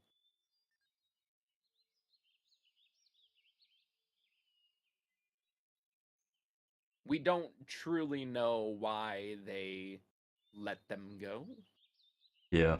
I mean, I don't honestly I don't care what their reason is. It's like I'm gonna still be like I don't give a fuck what your reason is. You shouldn't have fired those people. Yeah, it's still a shitty thing to do, especially with Yeah. how successful the game has actually been. It sucks too because it's like, man, like people gave you guys the benefit of the doubt, and then you fucking treat them like this. Like, come on, man.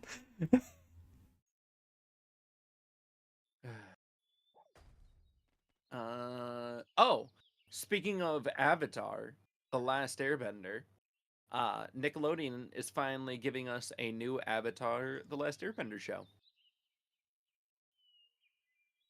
Oh And this yeah, time, it's isn't going to be with an Earthbender. didn't it was that the thing that said that Korra was the reason for humanity's collapse or some shit? Oh yeah, the new Avatar is going to be treated as humanity's reckoning.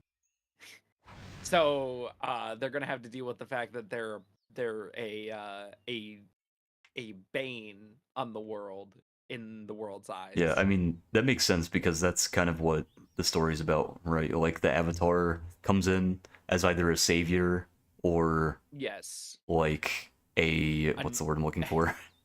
a disaster, Yeah, exactly. Yeah. a cataclysm. Yeah, exactly. Like it's always on a loop.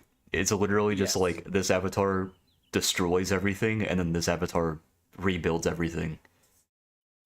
It happens every single cycle because the avatars are supposed to be direct opposites of each other, yeah. which is part of the reason why Korra was a good character because Korra was supposed to be the opposite of Aang. But I didn't Yeah. like Korra because of how she acted and not necessarily the fact that she was supposed to be the opposite of Aang. Because she could have been the opposite of Aang, but not been a stupid piece of shit. Yes.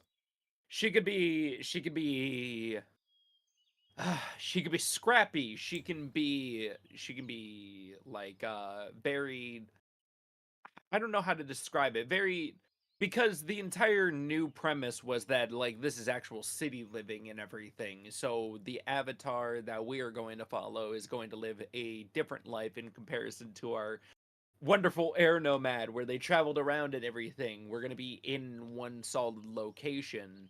Hmm. And I don't know. Cora just didn't have a good personality. Can't confirm I did not like Korra at all.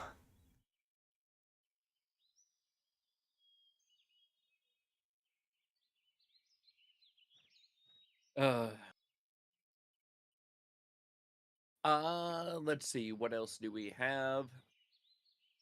We found out that GTA 6 may have Roblox style user created content. Oh, baby. Didn't it almost already have that in GTA 5? You are correct. Like, It's like two I think steps the only away. difference is that it seems like with GTA 6, they're making a way so creators can actually make money now, since oh, before you okay. couldn't.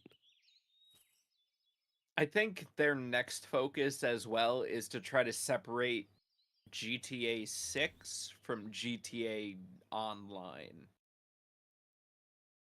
So there will be just a sheer wall in between this time instead of it being like the weird half and half that 5 tried to push. I see.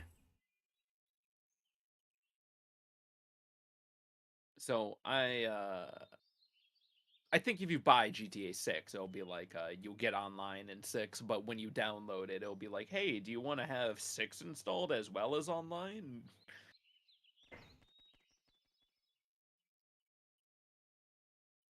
I just think they've set up their background for that sort of thing.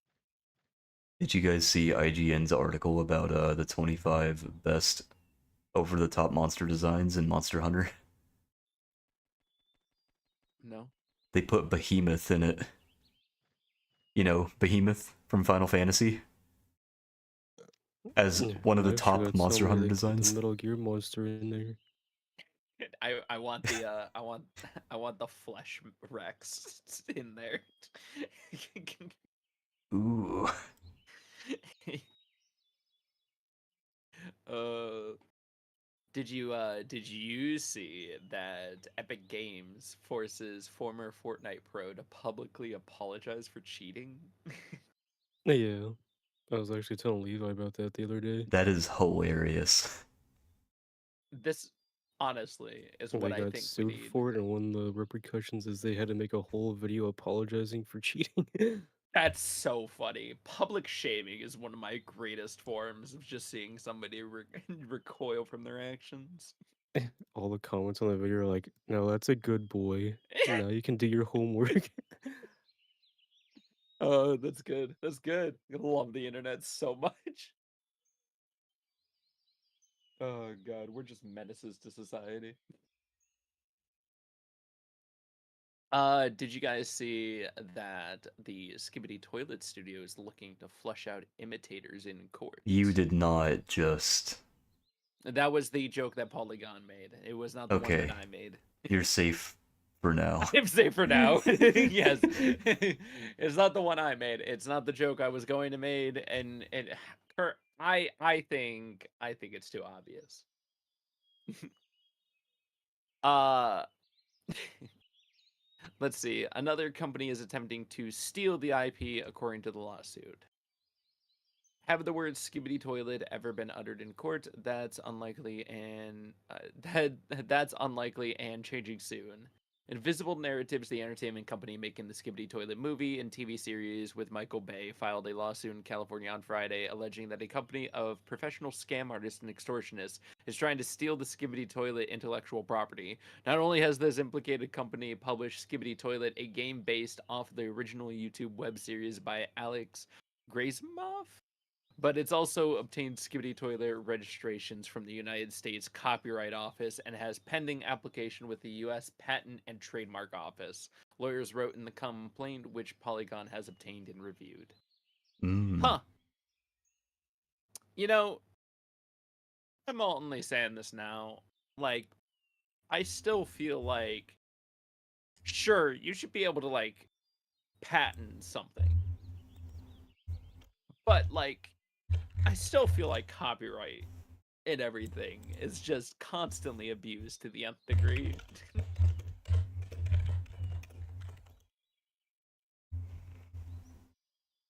Do we need copyright? That's my answer. That's fair.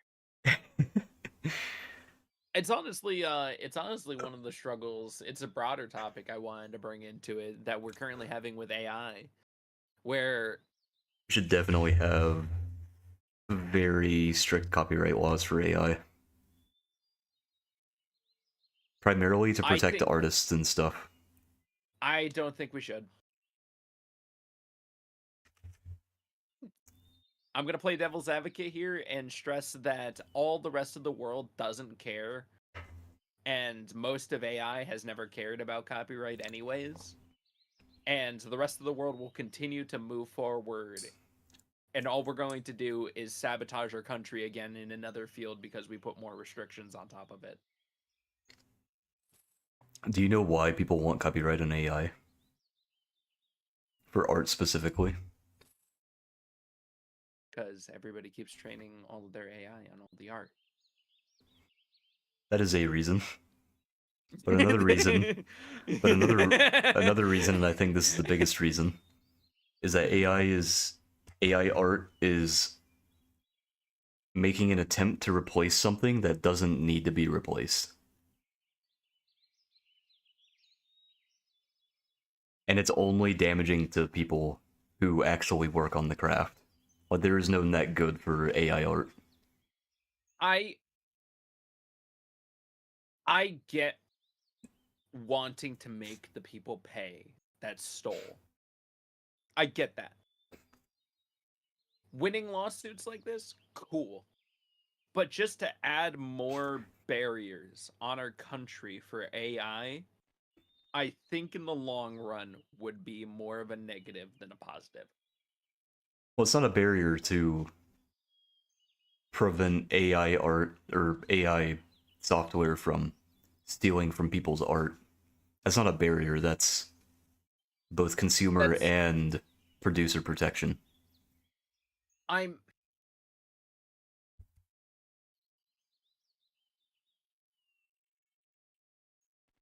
Nobody has those protections anyways.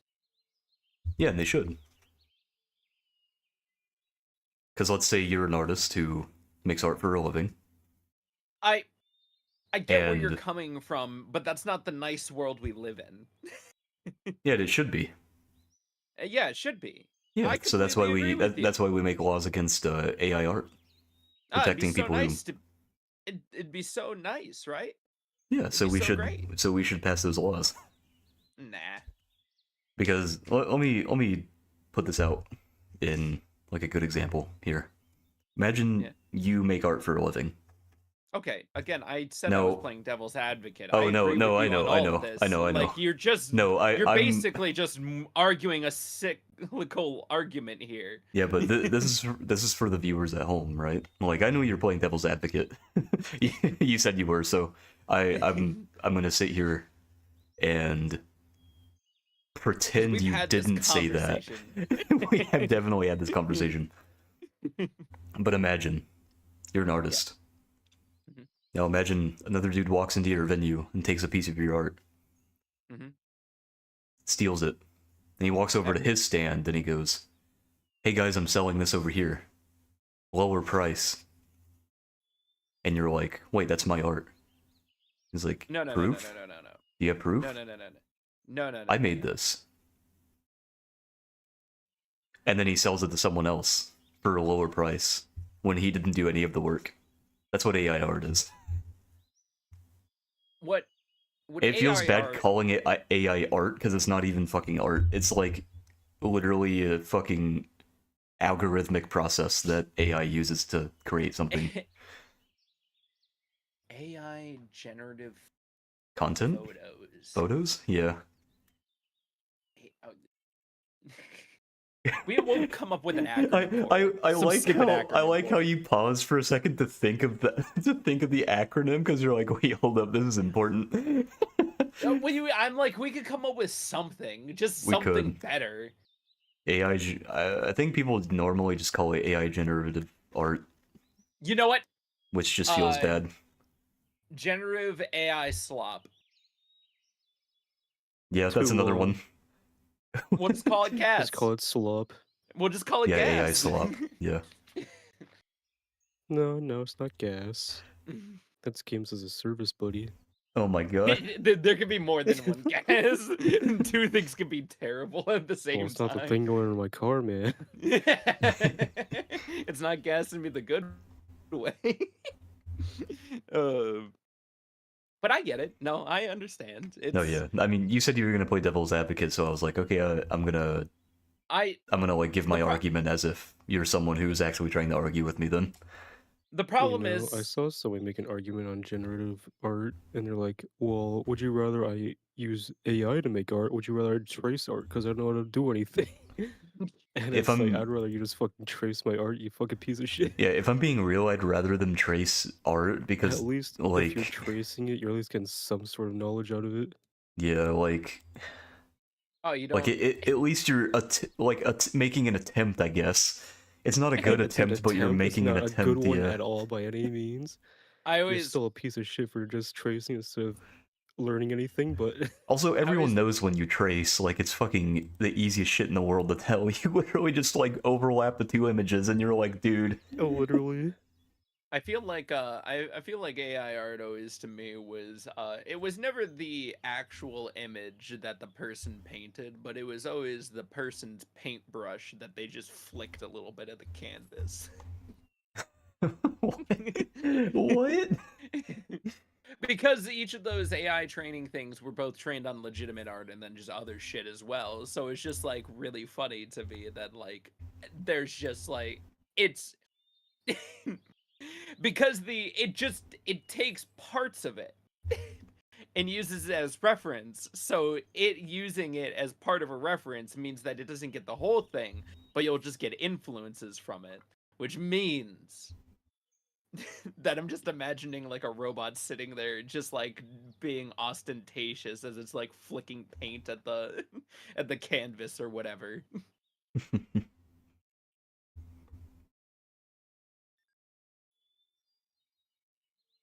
All I'm saying is that if we put more restrictions on it, then China wins the AI race. That's all.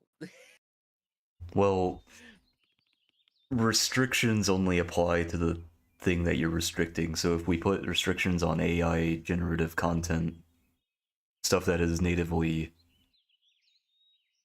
a Okay. negative in many ways, for example, AI is bad for the environment, you it's bad for consumers and producers because they're cheating producers Okay, and okay, hold on, ripping hold on, off consumers. hold on. Let's negate the entirety of the environment as a factor here. truthfully, if we wanted to, as a society, we would be running on way better fuel sources and everything. Let's just honestly be there. I Let's just actually be had this honest there. I actually had this conversation with someone as well. They were like, we can't just like force people to have electric cars right now because that would tank the economy. And I'm like, I mean, yeah, but on the flip side, it's like we're already experiencing climate change from not making it an immediate need. Like, we're seeing disasters that should only be happening like once every 1,000 years, happening like every 20 years now. We're getting too far into the paint now. What my problem is that everybody constantly paints it as more and more negative when nobody told anybody is that the actual ozone was repairing itself and we actually were doing great good until recently. Well, yeah, it's because we do good in one field and we do horrible in another field. Like, for example, fossil fuels, they're just generally bad for speeding up climate change because, CO2 released in the atmosphere. All that shit. I mean, the actual hole was nearly closed up all the way. The fact we just released a bunch of, because our wonderful president just released a bunch of restrictions and stuff, that's the reason it's going to suck ass. Yeah, I mean, it's been sucking ass even before that, but that is going to make it so much worse. Like, fracking and ocean drilling are going to be horrible, but... It was... Like, that was the thing I had a conversation about, though. It wasn't, like, everybody just keeps telling me that it's always worse, and I'm like, no, it was marginally getting better and better, and then all of a sudden it just got worse. No, well, I was saying it's always been bad. It does get better, but when the baseline is things are bad right now, then it's not good, Like, it's good that it's getting better, but it's not good that we're at this point to begin with. Things are getting worse now. The weather we're having now is perfectly within reason for our actual planet. It's actually we shouldn't be experiencing this drastic amount of weather change this soon. Climate scientists will tell you that we are currently in the end game right now. And it's because of a lack of, moving forward with greener energy sources, like nuclear and wind and solar and stuff. And what I'm telling you is my problem is that we were making very good progress, but nobody ever told anybody we were making any good progress. They only ever said we were making terrible progress, and that was only constantly going down when it was actually going up. I feel like if anybody would have told the rest of the world that we were positively changing things, it would have been better. You can blame legacy oil. Media. Oh yeah, I was gonna blame the oil companies for lobbying against that, but yeah, I guess. Like even if there is negative going on in the world, we were doing more positive than there was negative. It was fine. I didn't care.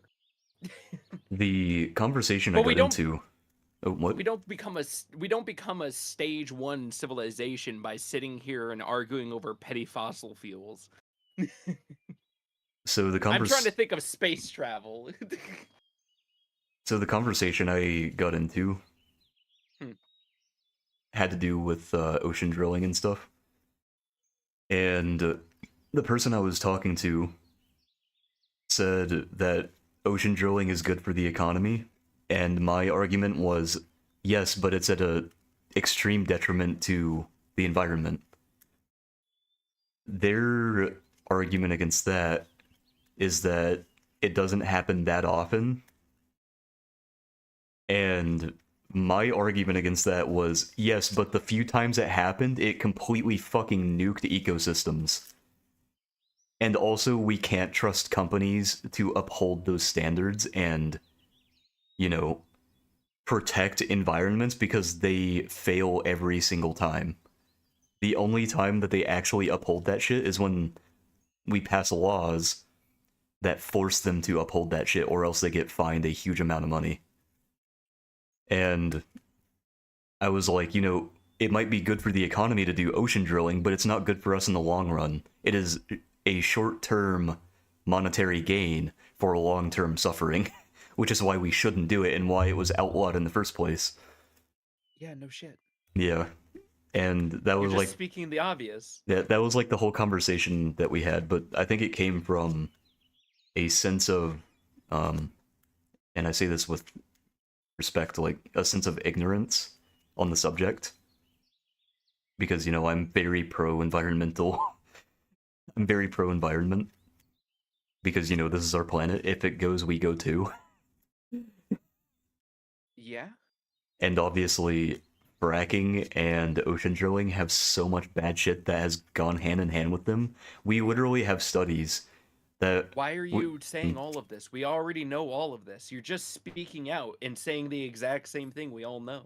Oh no, yeah, I'm just telling you about the conversation I had because I thought it was interesting. Also, for the people at home listening, this isn't like directed towards you or anything. No, I know, but we go off on these long tangential conversations that just are the same exact thing we've said before. So I'm just trying to save people from going down a similar conversation that we've had before. Well, I thought the conversation was interesting because this is the sort of thought process that a lot of people will have. They'll be like, "Oh, it's good for the economy, though." And it's like, yeah, maybe short term. Have you thought about the long term, though? Because long term, it is not good. Long term, it actively will hurt people. Long term, we are going to annihilate ecosystems. Long term, we are going to feel the effects of those changes in our own weather like we are right now. Like, for example, we recently just had 3 major flooding events where I live. We haven't had this many floods in like fucking hundreds of thousands of years. It has been so long that the people here who are literally like in their 80s and even their grandparents, like they're all just sitting here like, what the fuck is going on? Like, What this I should not be also- happening. What I also need you to know is that some things, yes, are happening from climate change, and other things are happening purely just because of just planetary events happening. Like the Earth tilting a little bit more on its axis or various other things. I mean, yeah, you can't, weather's a RNG event, obviously, Yeah. but my point is that climate change has a severe effect on how often it happens, and that's why it's been happening more often. Like in the last 4 months, we have had so many insane weather events here. We had a flood last week, followed by almost 7 inches of snow. Like, dude, weather here is pretty extreme, but it's not that extreme. And then before that flood, we had the huge flood that happened in September. And now Kentucky and West Virginia are fucking underwater. Like, dude, in the middle of winter, what is happening? That is not like a, I mean, it is an RNG event, but it's an RNG event that has been made extreme by, the changing climate.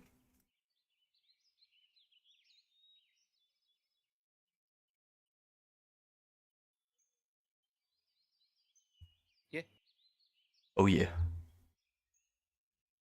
Uh, I don't really have anything else. Did we talk about Monster Hunter Wilds? Why? They released an actual map for the release dates. So for EST, it is coming out at exactly 12 a.m. on the 28th. I'm not buying it, so. Damn, really? I mean, I'm not picking it up like day one. Oh, okay. I got you. I already have it pre-ordered, so, But I think they said on PlayStation the game's coming out 48 hours earlier as a pre-download. So you can pre-download it on PlayStation 48 hours before it comes out. I've been tempted to buy more games on my console, to play them on my console, just so when I go to stream them, all of the, performances on console. Mhm. And then my PC only has to handle the streaming. Mm-hmm. Is there any sort of strain that your PC gets from having the HDMI route the source image through it? No, because the capture card's entire purpose is to deal with it. Oh, so it's like a mini GPU. Yes. Wait, like That is how actually? Yeah, that is. Congratulations. That is basically what a capture card is. Is basically a small encoding system that is designed in some way to capture the source information that is going through it. That's actually a lot cooler than I thought it was. Damn. You can tell. You can tell that computer stuff is in my forte. You can tell computer stuff is my forte. It's so funny because, like, your stuff is computers and my stuff is like fucking Gotcha. gotcha. Gotcha? Fucking gotcha? Gotcha, man, over here. I've never heard you sound so offended by being called something. Like, know- wow, out of everything, the gotcha guy? There were so many other things you could have said, like, oh, I don't know the 2 things I went to college for. Nah, I got you, man. Gotcha. You know what, Zach? I'm gonna go back to college. I'm gonna go back to college and I'm gonna ask him, Gotcha. you guys got gotcha classes? They do. They do. It's called marketing. That is actually like 1,000% true. Not even joshing you. That is 1,000% the truth. I know. That's why I'm like, yeah. Oh god. Woo. That like Woo. that's pretty good. That was good. Good memeing today. Maybe I should have gone into marketing instead of just general business and economics. I think it would have been so much better to just keep messing with people's minds. No, you see, you do that, then you go into marketing. Then you control the stock market and cause the next crash. Flipping fucking Dogecoin on fucking stupid crypto bros who don't know any better. Oh my god. Exactly. What is it, like BlackRock or whatever is the one giant multinational investments thing that just owns a little bit of everything in the US? Wasn't It's this the a, actual company that owns everything? wasn't this a conversation we had where we were like, yeah, we would be scammers if we were morally corrupt?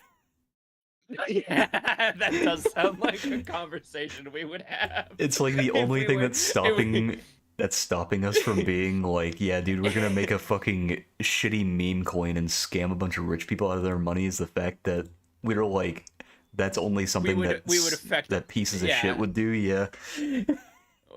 Our only concern is that literally everybody we would want to affect with the scam would not be affected by it. In fact, they would get richer from it, and the people we would not want to affect from it would in fact be affected by it the most. Could you imagine making a crypto meme coin that you're trying to rug pull, but you rug pull it on yourself and everyone else gets all the money? Fuck, dude, it's a net positive for everyone around me. What the fuck? Dude, that would be the funniest shit, just watching your own coin, like you selling your coin at the lowest amount of money, and then watching everyone else sell it at like fucking $4 million. You're like, what the fuck? No, Okay, I'm broke. to build your own cryptocurrency is anywhere between 1,000 to 5,000 possibly. Wait, $1,000? Yes. You can do it for free, I'm pretty sure. There's a website you just give them $5 and you prove that you're a real person with your own ID, and then you can just make a shit coin. I saw a 12-year-old scam a bunch of people with it. I thought we were going like all in for our own customized coin, but okay. Oh, fine. no. Designing No, a see, shit first you coin. make the shit coin, then you make the real coin. So true. You know what they The say, shit coin will fund the real coin. Bitcoin wasn't made in a day. I don't think anybody yes. says that. Mintme.com. Perfect. That is scandalous.